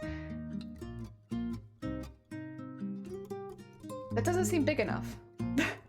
Also, thank you for your pastel. Math. Yeah, if I got this wrong, is it 3, not 2? Let me just think about this. That's 1. That's 1. It's 3. That's why. Okay. So it's like 1. Wait. Oh dear. Ah. I got a call yesterday. I got a job. Wait, you got a job you applied for? Oh, heckin' congratulations! Heck yeah! Also, thank you for the lurk anime. Take care of yourself. But yeah, congratulations on the heckin' job. That's very impressive. Sorry, I was just mathing away. So each one of I get it. Wait, do I? Do I get it? Each. If I count it on this side, actually. So this is 1, 2, 3, 4, 5, 6, 7, 8, 9, 10, 11, 12, 13. Oh, thank you for the pets. I think this is 13 originally, which if I get my thing out, no, that's definitely not big enough. Oh, but I guess they're all 2 centimeters by 2 centimeters. So if it's 13, it's actually 26. That seems better. Okay, I can work it out by going back. Okay, I wanted to make sure because I have made some alterations from the original pattern. I was like, am I going to be able to go back and remember what this is? I can do it. Also, Melly, welcome on in. What do you do? I make cosplays. I can show you exactly what I do. I have a video from TwitchCon which helps me a lot. Also math. Sometimes I do math. Here it is. This is what I do. I make stuff like this. I focus on embroidery, beading, and sequining, and I do large costumes. Hell yeah. So all the gold for that was beaded, sequined, and embroidered. And that's what we do. Beading, sequining, and embroidery. To make very large costumes, normally. That's also me. I do sometimes use face, and sometimes I use VTuber. It depends how I'm feeling. And at the moment, I'm feeling VTuber. But yeah, we do wings, we do tails, we do lots of extra armory bits, but we make them all out of fabric. So everything is embroidered, sequined, and beaded. This one in particular had 160,000 beads, 20,000 sequins, and it took around 2,000 hours. Thank you very much. That's everything. That's what we do. That's what we do here. Wow. Thank you. Yeah, honestly, if getting a video like that has just been like, yes. Now when people ask, what do? I can just be like, that. I do that. It's made explaining my costume so much easier because I just have it on hand. I can be like, this is what we do. I will say though, we have just started the next costume. So regularly my costumes take over 1,000 hours to make when I'm doing really big ones. We won't probably have this costume finished until next year. Which I know this year's just started, but it probably will be next year when this one's finished. We're doing a 16th century version of the collector from Owl House. We have like a little bit of pattern work behind us at the moment, but specifically the piece that I'm making will be one of these pieces. So they're gonna be like the strips that go on the arms. So we have like a few different sizes of them for like the smaller bits and all of that. Whoop. Yeah, that's what we're doing. And this is smocking. Although it is smocking. I'm not lying to you. This is smocking. But I did finish the smocking and I'm now decorating the smocking. Hell yeah. How was that for a smooth introduction? It probably could have been smoother. I'll work on it. You know, I've only been streaming a few years. You know, I'm behind. I've got plenty of time to practice. Oh dear. Yeah, this is what we do. This is what we do. I love what we do. It's my favorite. Smocking. Jazzy, welcome on in. Who's gonna wear it? Me. It'll be for me. So I will be, I think it's a pretty common thing in cosplay. I'll be altering my shape a little bit for when I wear it. I have a binder in the house so that I can bind my chest safely and carefully. And it's also one that I have practiced using a little bit so that I'll be a little bit more androgynous looking. And then, yeah. I mean, it's pretty much masked, like you're covered from head to toe. I don't think any of my skin will be on show in this. If it is, it'll be painted anyway, so yeah. It's a pretty secretive costume. I tend to, because I have a problem with flashing lights, I tend to do costumes that cover my face or my eyes anyway, similar to Mateus, similar to this one, just for safety, so that if anyone is walking around with a flashing camera, I don't die or get really sick or anything. So yeah, the big costumes I make tend to have like a fair amount of coverage, just so that I can be super, super safe and not get myself in a situation where, you know, someone's waving around a flashing camera when they shouldn't be. Oh dear. Stay. That's cute. Wait, that isn't really. Oh no, slay. Oh, I thought it said stay, and I was like, aw, that's really cute. That's such a cute emote. Who has such a cute emote? Excuse me. Oh, it's still cute. The slay is still very cute. I was just, you know, I was like, aw, stay. Cute. That's such a cute little emote. My bad. No, the slay emote is still very cute. Please excuse me. Stay and slay. Thank you. Oh dear. Yeah, it'll be me eventually. Oh dear. But I don't do costume commissions. I am going to be opening VTuber commissions soon because I do make my own VTubers, and I've been making VTubers for quite a few people at this point. So like simple chibi style, like the one that I'm using. We will be making some VTubers soon as commissions, but I don't do costume commissions. The reason I don't do costume commissions is, as described with Mateus. Mateus has 160,000 beads, 20,000 sequins, and took 2,000 hours. That's looking at like a 60 grand costume. That costume is a mortgage on a house, you know? So we don't sell the costumes we make just because the price would be like immeasurably high because of the amount of time and effort that goes into them, as well as all of the techniques. Like, even if, like, so I guess a good example might even be this piece of smocking, right? So this piece of smocking, it took 14 hours just to do the smocking, right? For this piece of fabric, just this, ignore that, just this, 14 hours for just the smocking. I'm going to predict that to get like the details in there, we're probably looking at a total of close to 20 hours maybe, just for this one piece. Now, I did do that live on stream, so let's cut that down to 15 hours again, because it always takes longer when you do stuff live on stream. So let's say when this is finished, this will be 15 hours work. Now, if you're paying me even just an apprentice rate for like a professional seamstress, which is £15 an hour, if you are paying me £15 an hour, it would be £225 for just this one piece of fabric. Does that make sense? And this one piece of fabric is not very big, because they take so long to do. Smocking is a very slow process. It's a high skill process, slow and high skill, with a lot, and that's not even including material cost, which to be honest wouldn't be too bad for such a small piece. But just for labor, it's like 225 quid. Like, and that's why I don't sell my costumes. Because this is one strip of fabric going into the costume that would cost that much, and it's a very small part of the overall design. It's just not a sustainable thing to do for me and the costumes that I enjoy making. Yeah. Dear. It's excluding the learning how to smock and stone. Yeah, and it is excluding that as well. True. That's a very fair point. Can't remember if you said in the past, do you keep all your previous costumes? So I do a couple of things. When I will no longer wear a costume, for whether it doesn't fit or I've got better, normally it's just that I've improved my skills so I won't wear it anymore. What I tend to do is break it down into its parts, but keep a few snippets. So like some of the bits that I was most proud of. So like this is one I did way before streaming, but I made a Madoka costume where the inside of the skirt was like a galaxy made out of ribbons, and I loved that. So I took a snippet of that galaxy made out of ribbons and I framed it with a picture of the costume finished. The rest of the costume I then broke down back into parts. So I had the fabric. There were of course parts that I couldn't reuse because they were delicate, broken, dirty, stuff like that.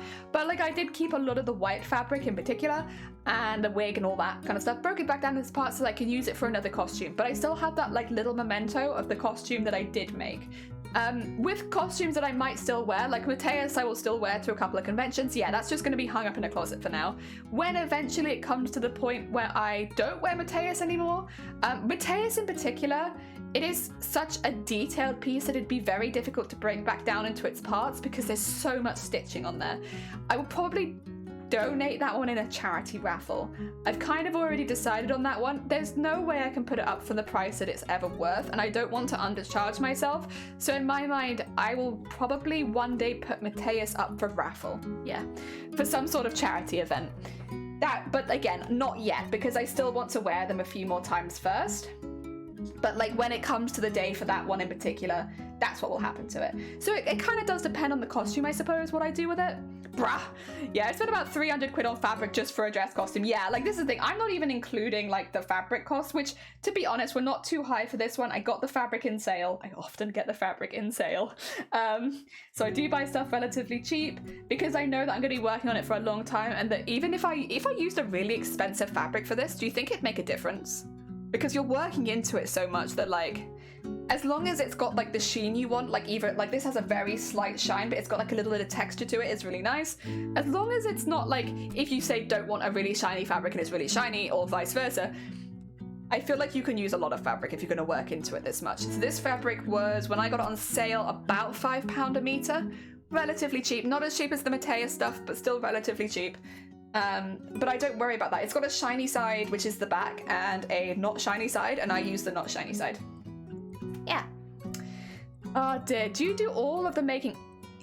I do at least a segment of all of the making. So Jazzy, like what I would say, like for instance with these, I want to make at least one of them entirely on stream, and then I start, you know, doing some extra bits off stream, just because I like sewing and I like doing it in my spare time. So like in the evenings I might work away at it a little bit, but I want to do at least one from start to finish of every bit on stream, just so people get an idea of the kind of time that goes into making this, so that if somebody's watching me and they're like, I like that, that's a technique that I want to do on my costume, they can have like a good idea of what kind of time they can expect to take on it. Because if I do lots of jump cuts, it doesn't really give the volume of, it doesn't really give a good example of like, you know, it takes this amount of time. This takes 20 hours to get to the point where I can start putting edges on it, you know, and you'll see that in the streams because I've done it on streams. If I came back and I did like a little bit, came back and it was finished the next day, it's like, well, you know, yes, but like, dear. So dear, framing part of past projects. Yeah, I think as well, because like I think it helps reinforce the fact that you're making art, and like art's not gonna ever be 100% perfect, especially to the person who makes it. But when you frame it on the wall like it's art, I think it makes you feel a little bit better about that, especially when you're highlighting the bits that you're most proud of. Like for Mateus, I think it would probably be some of the bust armor that I was most proud of, maybe with some of the arm armor on there as extra. If I was going to cut it up, but Mateus in particular I won't. I'll probably, I think the plan was when I do give it away, I'll give it away with the tail. I won't give it away with the wings because the wings are a bit too delicate, but like I'll do like a giveaway with the tail, the dress. Probably not the arm armor because that is so specific and very difficult to alter, but you could have the dress and the tail and the legs, which I think are like the most intensive parts of it. Oh, and the helmet, of course, which are like the more intensive parts of the outfit. Yeah, again, just give it away. Oh, you're gonna slap your laundry? Good luck. I hope that it goes okay. Good luck. Yeah, not the most fun thing. Colors are so pretty. I won't. Thank you. Yeah, I love it. I have the counter color behind me, I think. So there's two colors I'm using predominantly. It's like this very light purple, which my camera doesn't like picking up, and then like a darker purple. 2 seconds, I've got it behind me somewhere. I thought I'd cut some bits up, but apparently I have not. So I've got it in like a starlight bag. Oh, also, actually this is good, because I haven't cut it up, I've still got some of the tags on it.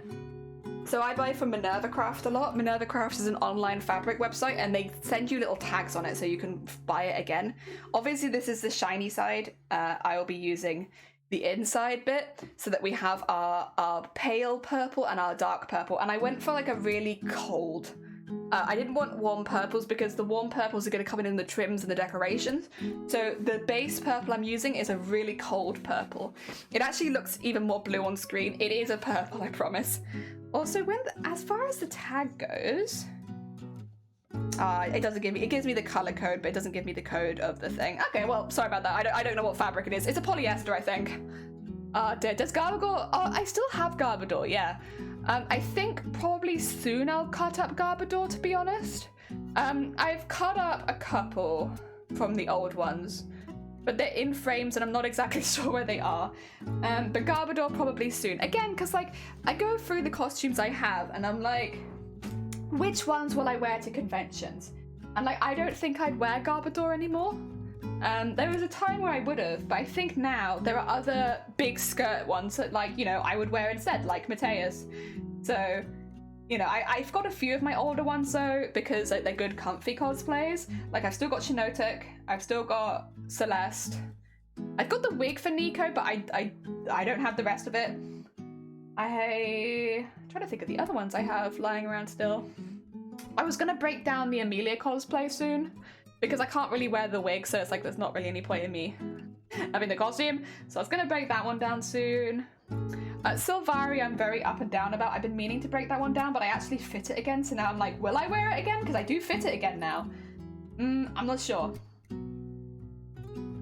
Difficult. Oh dear. What inspired you to start sewing?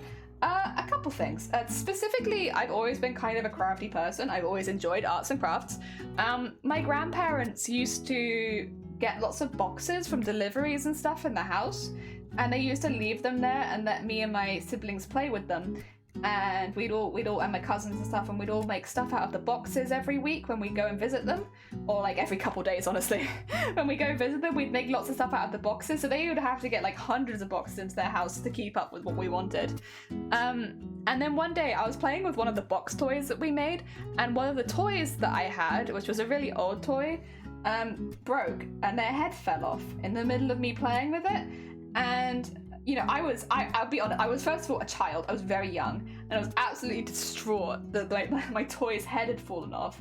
So I had to wait for Mama Jelly to come home from work and fix it, because nobody else knew how to sew. And so Mama Jelly came back and she fixed my favorite toy up, and she made my favorite toy a little jumper that went up around the neck so that it was less likely to get damaged again. And so it was probably a mixture of my grandparents always like really encouraging us to make new things. Like every time we went over there, they'd like be like, here's some new boxes, make something new. And my mum fixing my favorite toy, because at that point when nobody else could fix my favorite toy, and I was only like 5 or 6 years old at that age, because I started sewing really young. Nobody else could fix my favorite toy, and then Mama Jelly comes along, sews the head back on, and makes her a jumper so that the head doesn't come off again so easily. I was like, I need that skill. You know, it pretty quickly cemented in my mind that I was like, that's a skill that I'm gonna need, because if my toys are gonna break, I need to be able to fix them. Because if Mama Jelly's at work, who's gonna fix my toys? And so the first things I made was sewing, at least. Technically I made a cushion pretty early because I wanted to try making a gift again for my grandparents. So I made that out of cross stitch and sewing. But the main stuff that I was sewing for myself were clothes for my toys, to make sure that they were nice and safe. And I'd make them little outfits and stuff like that. And yeah, it was really nice. And you know, I still had some of them as well, because they were, you know, the stuff that my mum made my toy over time did get quite, you know, not exactly broken, but like maybe not as neat as it was. I was young, you know, you play with toys. But yeah, it was good. It's kind of what got me into it. Oh dear. You had a great childhood. Yeah, you know, my family and stuff like that were a highlight. I did also spend half of my childhood in hospital, so it's difficult for me to look back and be like, yeah, it was great. Because I didn't have so much of a childhood, but you know, I feel like I'm more than making up for it as an adult. You know, as a kid I couldn't go to costume days or do anything like that in schools and stuff, whereas an adult, here I am making costumes every single day. I'm just making up for lost time. Oh dear. Oh. Are you going to find a pendant to go with the costume, like a necklace? I will be 3D printing. So I am in a very, very fortunate position. Very, very lucky. Another cosplayer in the community, they were replacing their old 3D printer, and they said just before Christmas, they were like, I'm sending you a package, okay? And I was like, oh, okay. And they sent me their old 3D printer, because I'd been saving for one. I'd been saving for a 3D printer. So now I have their old 3D printer, and I can't set it up yet because the space where we're going to be setting it up is full of insulation and other renovation tools. But when I do set it up, I'll be learning how to make some 3D printed items. And one of the things will be like the pendant around the neck, as well as the two on the shoulder. Yes, and also printing some custom beads, because it's a resin printer, so it'll be good for the little details. Oh dear. So yeah, that's going to be really good. I'm very, very lucky with that though. I had been saving for one, but yeah, other life things have unfortunately come up in the last month, but that's okay, because I have a 3D printer, and everything's going okay. We're getting there. We're getting back. Also, music, please. I have all these tabs open as well, because we've been searching things midstream. I got all these tabs open that I definitely don't need open, but that's okay. That's okay. I'm a bit confused still as to why this one didn't work. Yeah. Why didn't it? I'm not sure. Like, all the other ones have worked. Do you mind? I'm really sorry. I'm going to put on like an old one. So Soul isn't raiding right now, but I am just going to replay it. Yeah, it does work. Why does the bit one not work? Sorry for that as well. I won my school's Leavers Day costumes by my black leather steampunk outfit on the hottest day.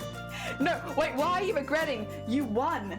Listen, Yes, it was maybe painful and hot, and you were overheating a lot, but you won. Oh dear. And I'm sure you learned a valuable life lesson about wearing leather in hot weather. Oh dear. Yeah. I loved dressing up when I was younger. I will say I've always loved getting into costumes, but there were a lot of opportunities where I maybe would have liked to have dressed up where I didn't necessarily get the choice. So I always like to think of it that I'm making it up for it as an adult, because I think if young me saw the costumes that I was making and wearing now, they would have been so excited. They would have been over the moon. And every time I make a costume like this, which has lots of sparkles and stuff like that, on same with Mateus as well, I'm like, oh my god, Baby Jelly would have goddamn loved this. Adult Jelly also loves this. My taste hasn't changed that much. Oh dear. My prize one of these giant chocolate bars. Best prize! Oh no! Oh dear, oh dear. Yeah, that's not an ideal prize, huh? Oh dear. Weird that they wouldn't give you like, maybe that's just me actually. I'm like, why would they give you like, I don't know, a voucher? But then a lot of like schools I went to would gift you vouchers if you won stuff. Oh dear. Like you'd get like a voucher like for books or like for arts and crafts and stuff like that. And maybe for like a music store, depending on what you got it for. Yeah, all the vouchers. To be fair, I do like vouchers. I think vouchers are underrated. Let people buy their own things, especially like, yeah, like food as a prize. Do I love it? Yes. But anyone with dietary requirements can, like, it's like a totally unsuitable prize. And like a lot of people have dietary requirements. God damn, why is my music so loud? What's going on? Sorry. Oh, wow. There you go, there you go. Well, the prize was already bought, so I guess 99% of students, it would have been a good prize. Yeah, but, I don't know. Maybe it's because I went to a big school. I will say, I went to honestly, one of the biggest schools that I've heard about. I went to a massive school, and it was getting bigger when I left as well. So it's probably even bigger now than it was when I was there. But like, we had like 2,000 students for 5 years. There were about 400 students a year in my school. It was a big school. And maybe that's not big abroad, but it's kind of big here. Comparatively to the schools that I've heard about, it's pretty big. Like, you wouldn't even see half the people in your year in the entire time you were in school, because they split you up really early. So they like split the whole school in half, so that half people would do one rota, half people do other, to try and keep track of all the kids. But anyway, yeah, because of that, it was more, I guess, a lot of kids had dietary requirements. Like, it was more common. So, like, they never really did food prizes, or if they did, it would be like, like money for the cafeteria kind of thing. Like, it wouldn't be like just a food, because there would have been a fair amount of kids, like, especially for allergies. Allergies was a big one. Like even when I was at school, I remember like a couple of kids. Obviously, everyone was fine. But like, who would have like every year like have some pretty intense allergic reactions because, they somehow had milk or nuts or shellfish and stuff like that. So generally, they were pretty careful. Oh dear. I know there was once. I didn't know the person, but I knew their sibling because they were my friend. I remember one of my friend's siblings once ended up in the nurse's office, and everyone thought he was having anaphylaxis because of how he looked, and everyone was like, oh my god, wait, what allergies does he have? My friend was like, he doesn't have any allergies. What are you talking about? He's not allergic to anything. Turns out him and his friend had bought some really hot chilies. really spicy chili peppers, and they had been like daring each other to eat them, and he ate one of them. And it got to the point where he looked like he was having anaphylaxis because he'd eaten such a spicy chili. He was fine, by the way. I wouldn't be laughing about it if he wasn't fine. He was fine. But like, I remember my friend getting called in and being like, what allergies does he have? What happened to him? And she was like, he doesn't have any allergies. What are you talking about? Oh dear. And yeah, his friend was just like, I'm really sorry. He ate a really spicy chili. And I was like, oh my god. You've like called an ambulance for this kid because he ate a spicy chili. my god. Yeah, that was something. Oh dear. You just get him a milkshake. Just get him a Yazoo or something. He'll be fine. Oh my god. I'll never forget. Again, it was just my friend's face being like, he doesn't have any. What are you talking about? Oh my god. No, actually, he doesn't have any allergies. He's just very spicy. Oh dear. Yeah, they thought he was... They weren't sure because they were like, he's either having an asthma attack or he's having anaphylaxis. And like, my friend was like, he's not allergic to anything. He doesn't have asthma. I don't know what you're talking about. Oh my god. 10 out of 10. Very funny. Yeah, I've eaten a couple of chilies. Weirdly, the spiciest chili that I've eaten, I ate by accident. Like, you know, sometimes when you get a takeaway curry, they have like chilies in them. I think it was like in a Rosilla mix. And there's like these little chilies and they almost look like slices of bell pepper, but they're not. They're really small, like thin, skinny green chilies, right? And I didn't mean to eat one because I know they're spicy. I've watched people eat them. Those are spicy. I didn't mean to eat one. But unfortunately, one of them made its way onto my spoon and I ate one. And it was the first bite of the curry, like the first bite of the entire meal. I remember looking Shiny dead in the eyes and being like, oh my god, I'm dying. Oh my god, oh my god, oh my god, oh my god, oh my god, oh my god. Like, I wouldn't say like I'm really bad at dealing with spicy food, but I'm not someone who does chili eating competitions either. And oh, I literally, I could barely eat the rest of the meal. It was so spicy. And like most people in my family have like eaten that chili as like a challenge, but I've always been like, I'm not eating that. No, that's silly. They're just really spicy. I want to enjoy my meal. So like, I've never done it. And then the one time I did do it, it was purely on accident. And oh my god, it was so spicy. I don't know how people do chili eating competitions. I genuinely don't. Very impressive. I don't know how you do it. I don't know how your stomach survives as well, because my stomach hurt so badly after eating that. I was going to buy the one school nurse. We had to hire a third. Oh my, wait, is that, are they allowed to do that? Are you allowed to like not have a school nurse? Because we had, again, we had a big school, but we had quite a few school nurses. Because we'd always have like 2 or 3 there at any one time. Like, or like on any day, like there was always a few nurses there. Yeah, like are you allowed to not have a, maybe you are, but oh my god, we would not have survived without a school. You never had a school nurse? What happens if someone like, I don't know, eats Lego? What then?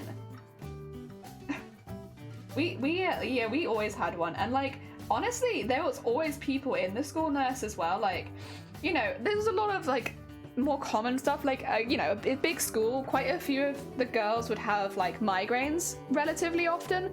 It's pretty common, especially for girls and boys as well. It can happen, but more girls. When you go through like puberty at those ages, you can have like a lot of migraines, and obviously you can't sit in class with a migraine because you're like, you know, puking and stuff. So there was always normally a couple girls with migraines in the nurse's office, like waiting to be taken home. Sometimes food poisoning as well. And also there was like sports as well. There was always like sports injuries. The nurse was just whatever receptionist wasn't busy. Really? To be fair, you could turn on missing your head, the nurse would say, it's true, there's blue towels. Like, and like, Shifty, you're joking, but like, so, okay, I had an incident at school, right? I've talked about this before, where I fell into an automatic door and I cracked the front of my head open. And like, in a pretty dramatic way. When you have head injuries, it's very messy. And like, they put an eye patch on the center of my head and then just covered it in blue paper towels while we waited to, like, you know, obviously go to the doctors. And so I had an eye patch in the middle of my forehead with like all this blue paper towel like stuck and wedged in and stuff like that to soak up any of the excess. I must have looked like I was from a horror film. Like, what are you doing? Oh my god. Yeah, when my parents saw me, they were like, what did she do? I will say, I was very concussed as well. So like, I was I was conscious, but I was like very groggy, and I was like also crying a lot because I couldn't really see, because like the blood gets in your eyes and then you can't really see very well. So I was like very disorientated. And I just remember, what I really remember is when it initially happened, like on the way to the nurses, like they were asking the drama teachers, like, do you have anything we can put to stop the bleeding? And they were like, we have these eye patches. Like literally anything would have been better than just putting eye patches over it. I can tell you the eye patches without the blue paper towels did nothing. They did nothing. Bless them, they were trying, you know, they were panicking, obviously. Like, that's quite a severe injury to, like, see happen right in front of you. And especially to a kid as well. Like, I would probably panic a little bit as well. But, oh my god. It was traumatic. Oh, dear. But Anisha, I love going to the cheese on my sandwiches, but my body hates me. Do you get the stomachache afterwards? Right? I don't know how you do it. Like, I can't deal with that stomachache. It hurts. Like, they have a diploma. Okay. Oh dear, we don't have school nurse. Oh, they're disqualified. Okay. We had legitimate, I think we had a couple trainees, but we had legitimate nurses, if memory serves. Yeah, they just do like a stint at the school every week kind of thing. But again, like, we had some very accident-prone kids, myself included. I know there was one instance, which is kind of grotesque. A lady pushed her hand into the meat blender in the cafeteria. So we had injuries like this happen relatively often as well, because there were so many people in the school. Like, there was like, you know, nearly 3,000 people in the school if you include all the staff as well. It was a lot. And we also had other people come to our school as well because we had some extra things. So yeah, it was a lot. My god, some of the injuries people had there were terrifying. And like, they happen regularly enough, especially with the sports as well. A lot of broken bones. Just at a quick, apparently from a study there were only about one nurse per I guess we must have lucked out on the nurses then, Jesus. But then again, you know, we needed it. Everyone kept hurting themselves. The cheese burns when it leaves your body. I will say, I don't think I've had the spicy poops. Maybe I'm not eating enough spicy food for spicy poops, but I've never had that issue. The issue is like immediately after eating it, it hurts my stomach. Only injury I had was sprain. That's the only injury you had in school? Oh my god. Maybe I'm more accident prone than I think I was. I think I'd concussed myself 3 times before I left school. I think I got 3 concussions while I was still in school. Not all of them happened in the school though, I should say. Some of them happened like after school activities. But like, yeah, I think I'd full on 3 concussions. I displaced a bone in my foot. The other stuff happened outside of school, so I guess it's only those ones actually that I can blame. Not blame the school for, but they happened in the school. The head one was the worst. The head one was easily the worst, because also with head injuries, like there's a lot of other things you have to be careful of. So the head one's the worst. The others were also a pain. Myself more at home doing craft things. Yeah, I was thinking like I had a lot of injuries during those years, but a lot of them, yeah, were like at home doing crafts. They weren't like at school. Oh dear. We only had one nurse at school and she mainly had to deal with pregnancies. Yeah, that was one thing that we also had. Like, and again, I don't want to shame anyone. I think it's very scary when you get pregnant young. And yeah, it does happen. It does happen. I know people that it happened to, and like, their job, yeah, would be to set them up with an appointment, and you know, it's difficult. It's very hard, being young and being in that position, because here you'd be 16 or younger. So yeah, it's young, and helping them take the first steps to what they need to do next, depending on what their decisions are and stuff like that. Yeah, then I know the nurses dealt with stuff like that. They also had like pregnancy tests, as well as obviously other sanitary stuff as well, just on hand if they needed it. We were quite a lucky school. They didn't just give you, if you went to the nurses, you could get like free pads and tampons and stuff like that, but they weren't in the bathroom. So you could go get them for free, but you'd have to go out of your way to go get them for free, but they were there. And also they would give every girl a box, which had like, again, like lots of different types of tampons and pads, so you could get like a little bit of all of them to find out which one you prefer the most. Some liners, and then also just some general like a hot pad, stuff like that. Just general like pain management things.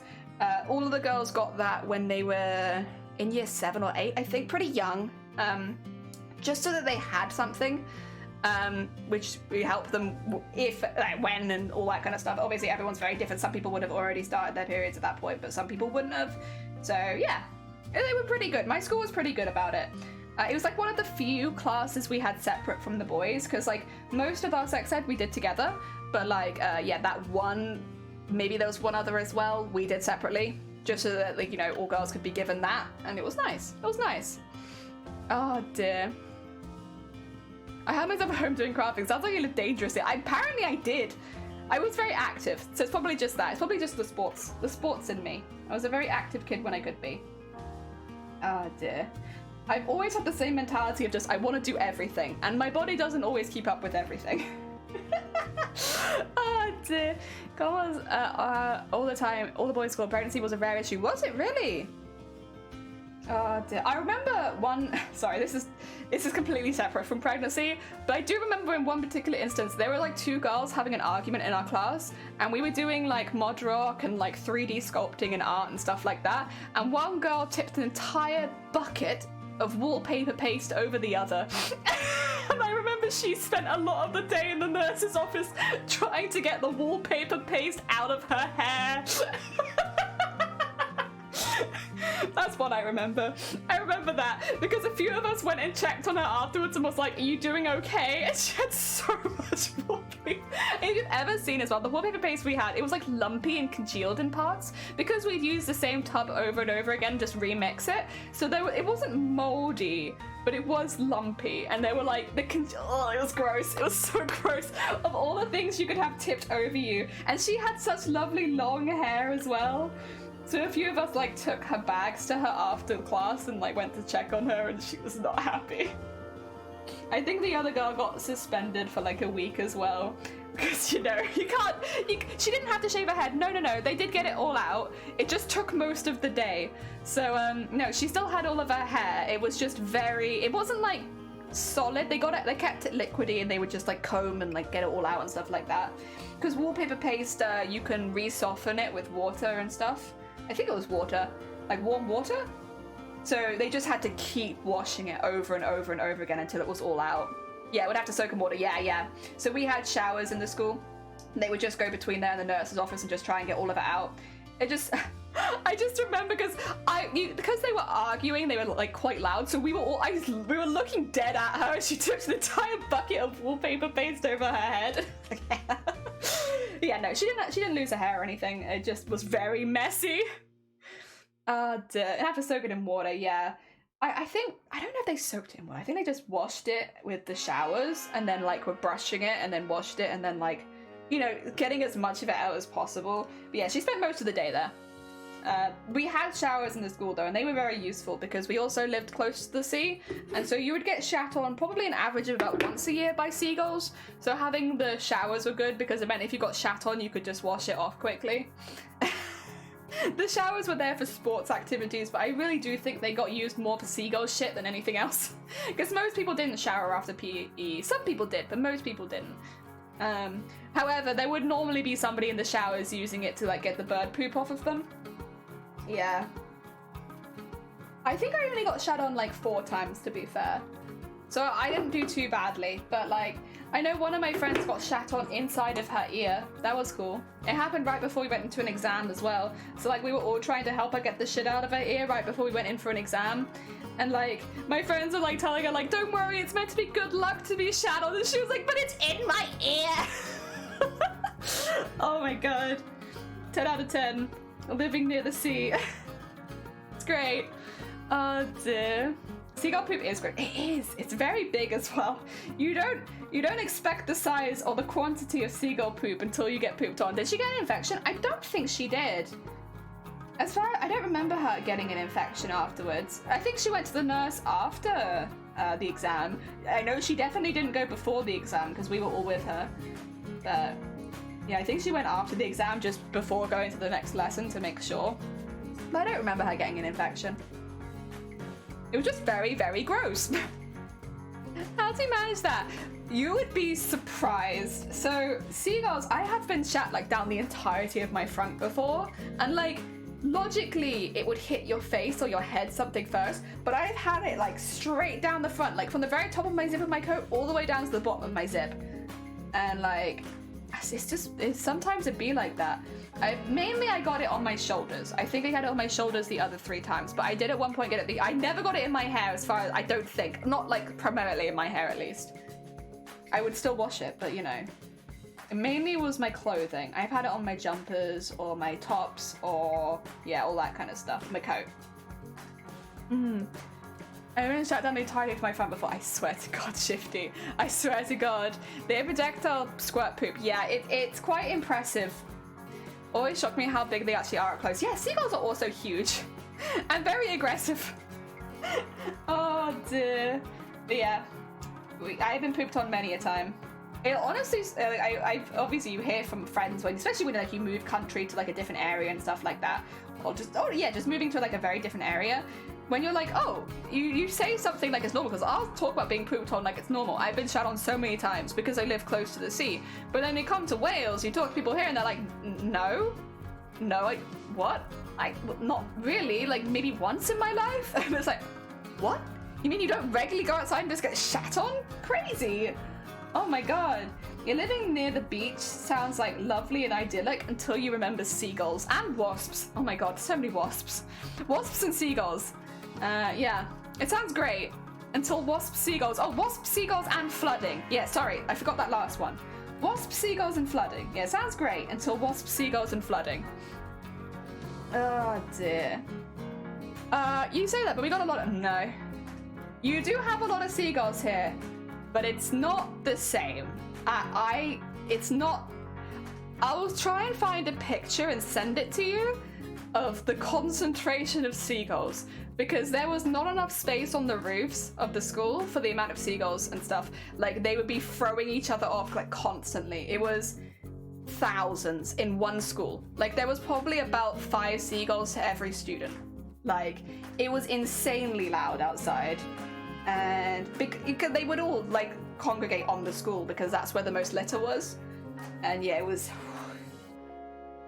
Yeah, it's something. It's something. Because yeah, you do have seagulls here in Wales. I'm not going to deny that. Obviously you do. It's still an island. We're still on an island. But it's not the same. It's just not the same. I can't make it the expression, but it's like the remembering the past. It's not the same. There are so many. And as well, the other thing to add to it is that there was like, you know, over 2,000 students in one area. It's not the same. Oh, ours is just better behaved. Yeah, apparently. I think it's the quality. Wasps, seagulls, and flooding. Wasps, seagulls, and flooding. Our school wasn't allowed to be that close to the sea because they were still shut because the kids... Yeah, well, this is the thing, is like kids would drop food, but the seagulls would also just take your food. Like, they would just land on you and eat your food. Like, it... They did not care. Like, I will say, yeah, the seagulls here, at the very least, they'll sneakily try and grab a chip, or they'll, like, you know, come at you while, you know, try and steal. It's like, the seagulls would literally bite your hands and eat your food at the school. It's why so much of the seating had to be indoors, but I think, because they'd say in the summer that you could sit outdoors, and sometimes we would, but, like, you have to be careful, and you'd have to be in a group. Otherwise, if you were sat on your own outdoors, you were a target. Oh my God, yeah, they were something. They were definitely something. One thing we did have at our school though, which a lot of the schools in the area didn't have, that I loved, we had slushy machines. We had lots of slushy machines. So on breaks in the summer, because they wouldn't run them in the winter as much, but in the summer you could go get a slushy for like 50p.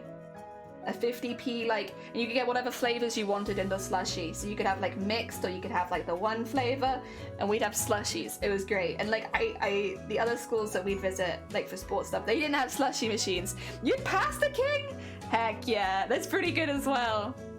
A school trip to Venice, fancy! I remember the deputy headmaster getting pooped on by a girl there. Good. As they should. I've never been pooped on, but I've had plenty of food stolen. Yeah, you just take it. Yeah, you never hold a chip while talking. Your food's either in the packaging or it's in your mouth. Yeah, that was our experience as well. Like, you just eat quickly before they notice. I want a slushie now. I love slushie. And honestly, it was really nice. Like, you know, it'd be very hot in the summer. It's still hot in the summers. Having like a nice slushie was good. We had cold pasta with the... Oh no! Yeah, we had a full cafeteria. The queues are quite long though. You probably queue for like 15 minutes to get your lunch if you went to the main cafeteria. We did have 2 cafeterias. Again, big school. So we had 2. We had the main cafeteria and we had the smaller cafeteria. The smaller cafeteria mainly did like sandwiches, salads, like deli, that kind of stuff. Maybe cold pasta, cheese biscuits, small desserts, all that kind of stuff. And then the main cafeteria did all the hot food and all the sandwiches. So, you know, but if you're queuing at the main cafeteria, it's like a 15-minute wait. Yeah. Oh dear, I had seen a whole hot dog. Oh my god, a whole. Yeah, you know what? That sounds about right. That sounds about right.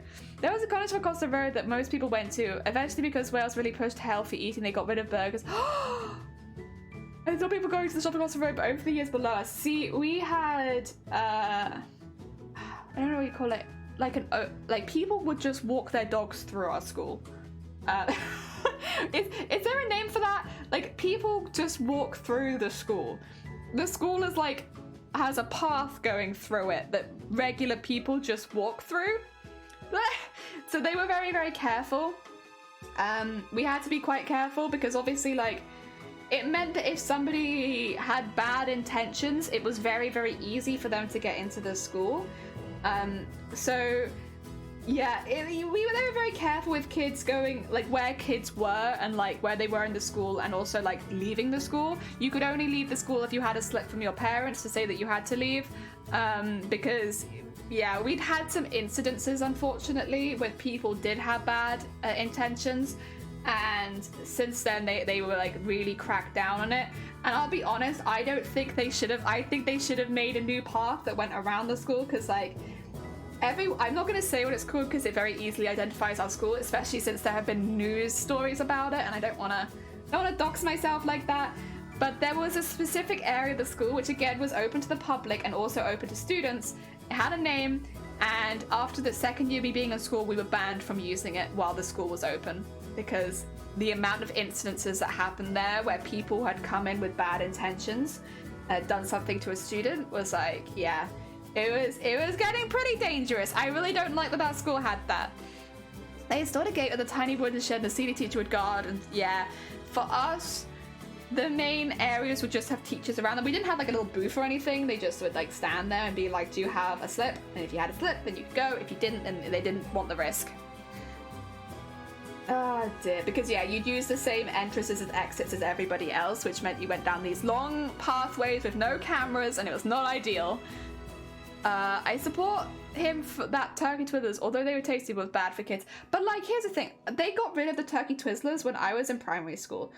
When I went to secondary school, you know what I ate every day for school? Pizza, burgers, chocolate bricks. I ate all that kind of stuff. Hash browns, macaroni and cheese. Because they didn't enforce it in like, at least not in our secondary school, and that never changed. Like, the whole time I was there, they never changed that. The school food was predominantly, unless even if you got a sandwich, to be fair, they were pretty unhealthy, but the school food was like pretty damn unhealthy for you. And we had like the slushy and ice cream makers and stuff like that. So like, we had some really nice desserts, but like, it wasn't very healthy. No. They were definitely bad, yes, but delicious. Oh yeah. But like, this is the thing, they banned the turkey twizzlers in my primary school, and then when I went to secondary school, I had chicken nuggets again. Which I don't feel like are too different from turkey twizzlers. And there weren't, how to put it, there weren't really that many healthy options if you had to be healthy. They did lots of like intolerances and stuff like that, and like for people who couldn't eat certain things. They were very careful with nuts, shellfish, all that kind of stuff, dairy, but it wasn't healthy. Yeah. Not that I minded. I should say, I sound like I'm complaining. I was fine with that. I was quite okay with the food that they were serving. You know, give me a chocolate brick and a slushie, and I'm good to go. But yeah. When I was a child, I used to take 5 Rand 20p to school to buy a pie and a Coke. Aww. Yeah, they didn't really do pies, but yeah, they had fizzy drinks. I didn't really like fizzy drinks when I was a kid though, so I didn't really drink them. Did like the innocent smoothies. So I would sometimes save up a little bit of extra money just so that I could have the innocent smoothies at schools, because my parents didn't get them at home and I really liked them, so I was like, I'm gonna get them at school then. They'll never know. They'll never know. Well, they know now. There's a lot of sort of additives to turkey twizzlers. They were only like 10% turkey. Oh, didn't you have a tuck shop? Our primary school had a tuck shop. Our secondary school didn't need a tuck shop. We had vending machines at every single corner. Like the cafeteria was open from like, I think an hour before school started to like an hour before school ended. Oh no, an hour after school ended, so the after school clubs could still eat if they needed to. We didn't need a tuck shop. There was just always food available. We had windows where you could get the slushies and ice creams that were separate to the cafeteria, so the queues didn't get too long. So there were so many places you could get food, and you can get like basically anything. Oh dear. Sometimes the kids are so picky that they only go for healthy food. They risk people just not eating. Yeah, I think that was the thing as well. And also like, it has to be something the school can afford to do. We were not like a posh school, so like they had to be able to feed 2,000 students a day. A lot of students who wouldn't be able to eat breakfast before they leave the house, so they'd also be feeding them breakfast. And a lot of students would also have dinner because maybe they weren't getting dinner at home or something like that, or they didn't know if their parents would be home in time for dinner, so they'd have like a dinner at school.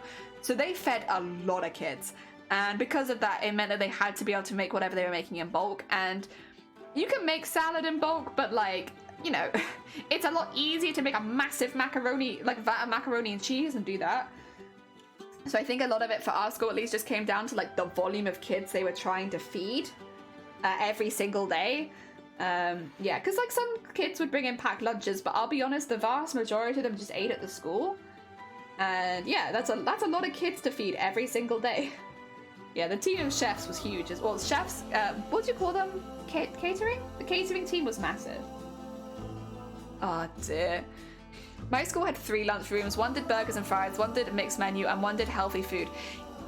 Guess which one was the emptiest? Yeah, but like, that's something that gets me, is like the separation for different types of food, because we didn't have that. We had like almost like an all-you-can-eat style counter with all of the food and like the vats behind it, which they could ladle onto your plate. And then the other one was mainly sandwiches and deli. But again, like, the sandwiches and deli were at the end of the all-you-can-eat style kind of line. Yeah, it's just, they also had those at a separate place as well, just to avoid the queues, I think. Yeah. Never had vending machines because they used to get ruined by kids trying to put fake cash in them. See, yeah, we didn't really have that issue. I think, you know, the thing is as well, the vending machines weren't used as much as you might think they were, because like a chocolate bar in a vending machine was like 50p, but like if you just queued, you could get like an entire brownie for like 20. So, you know, they were there and they were an option, but they weren't probably used as much as you'd think they'd be used, because it was actually cheaper to go get like a brownie or a flapjack or something. Yeah, they were really, really cheap. They were called chocolate bricks, and they were just like a really dense brownie, and they were honestly so good. They were so good, and they were like a massive boost of energy. So like if you had like a rough class coming up, just a chocolate brick and you'd be good to go. They're great. Definitely not healthy. It is just a really, really dense brownie, but like, we loved it. We loved it. But also, I've just realized this is the last one I need to put sequins in. How long did that take? Oh, not even 4 hours. Jesus, look at us. Speedy. Ah, heck yeah. But yeah, I mean, I'll be honest, there's a lot of like horror stories about school food, and there were some meals that our school did that were absolutely gross, and like nobody liked them, and they were kind of infamous. But for the most part, there was like a pretty decent mix of like food that kids normally will eat, like, you know, pizza, cheese pizza. There was normally some like ham and cheese sandwiches.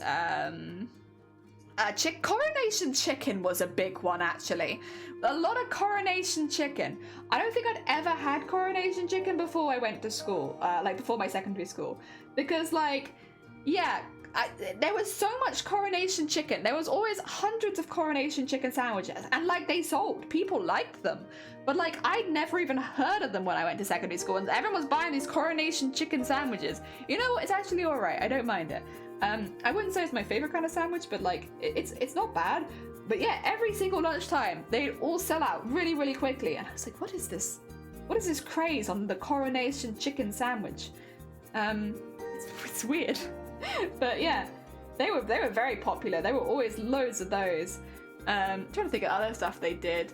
They normally have like vegetarian. They'd have like fish fingers, vegetarian fingers, chicken nuggets, vegetarian nuggets. normally a burger of some sort. Well, sometimes a burger of some sort. It depends, because there was often like, then you'd have like the bolognese, the lasagna, the mac and cheese, and they'd all be in like the really big tubs. And then you'd be going along them and stuff like that. Dear. I remember the first time I bought coronation chicken, I thought it'd be like a spicy sauce or something, and I was like, who the hell put raisins in my sandwich? It's a weird one, right? And like the sauce, yeah, I also thought the sauce was gonna be like, you know, like a spicy, it's not, it's weird. But I didn't hate it. I don't hate it or anything. It's just unusual. Yeah, I like it though. I like it too. Yeah, I didn't dislike it. I was genuinely, like, I even look back now and I'm like, why are they so popular? I guess they're not bad, and it is a moist sandwich, you know? Oh, that was the other thing, paninis. Everyone in my school, mad for paninis, loved paninis. Ham and cheese paninis would sell out so quickly every day. People just absolutely love the other flavors of paninis, not so quickly, but the ham and cheese panini would sell out like instantly, every single day. People love the ham and cheese paninis. Like, oh, for the days where I could get a ham and cheese panini, because my god, they sell out so quickly. Unless you're like taking a class that happens to be next to the cafeteria, no way you're getting a ham and cheese panini. They were alright though. They were okay. I actually kind of liked the tuna panini, and the other people didn't like that one as much, but I kind of liked it. I kind of thought it was alright. Coronation chicken is a common question. What are the? Oh, for God's sake, I don't know. Maybe chicken, potentially. I'm not sure though. I don't know how much of that chicken is real chicken. There could be chicken in it. I want to say mayonnaise. I feel like there's a mayonnaise in it. Something else. Maybe turmeric, I don't know. Something orangey. Who knows? I literally no idea. I didn't know then, I still don't know now. What I do know though is that it tastes okay. It's a very moist sandwich though. I'm not normally so keen on my sandwiches being quite that moist, but it's alright, it's alright. Jelly keeps saying they went to a poor school, and then they keep figuring out how they had artisanal panini. It was not artisanal panini. Not at all. But man, with the panini's alright. Dear. A side of caviar, oh my god. I have had caviar, not at school though. Jesus. Absolutely not. But the thing is though, it wouldn't make sense to serve something like that at the school, because again, they were trying to make foods that students would actually eat. And you know, because a lot of kids are a bit picky. So yeah, there's no way they do something like that. Honestly, tuna in a sandwich was probably like a bit iffy. There we go. Ooh. Ready? Look at that! Look at that background sparkle! Yeah! We did it! Whoa, whoa, whoa! It's a baguette. Yeah, it's like a toasted baguette sandwich. You can make them in mass pretty easily, it turns out. Oh dear. Look at all these! Wow! So sparkly! And kind of large as well. Oh dear. Right, I am going to. Original recipe, curry powder chicken, mayo, dried apricots, no raisins. Ah! I feel like I had raisins as well though. I mean, maybe they were tiny dried apricots, but I feel like I had raisins also. Maybe that's just a cheaper version of dried apricots. Panini just means sandwich in Italian. The correct word would be panino. Oh, nice. Also, I want to say I'm raiding. We're finishing stream. Stream's over. I love paninis, but I must end because I've been doing a lot of longer streams recently, and I'm getting behind on other things I need to do. So while we could move on and do the embroidery, I will probably save that for tomorrow or the day after, so that I can get some of my work done. I am sorry. I am behind. In the meantime, though, hang around. I see another very crafty bean is going, and they haven't been going for too long, which means we can probably send you over there. And that is Button Fox.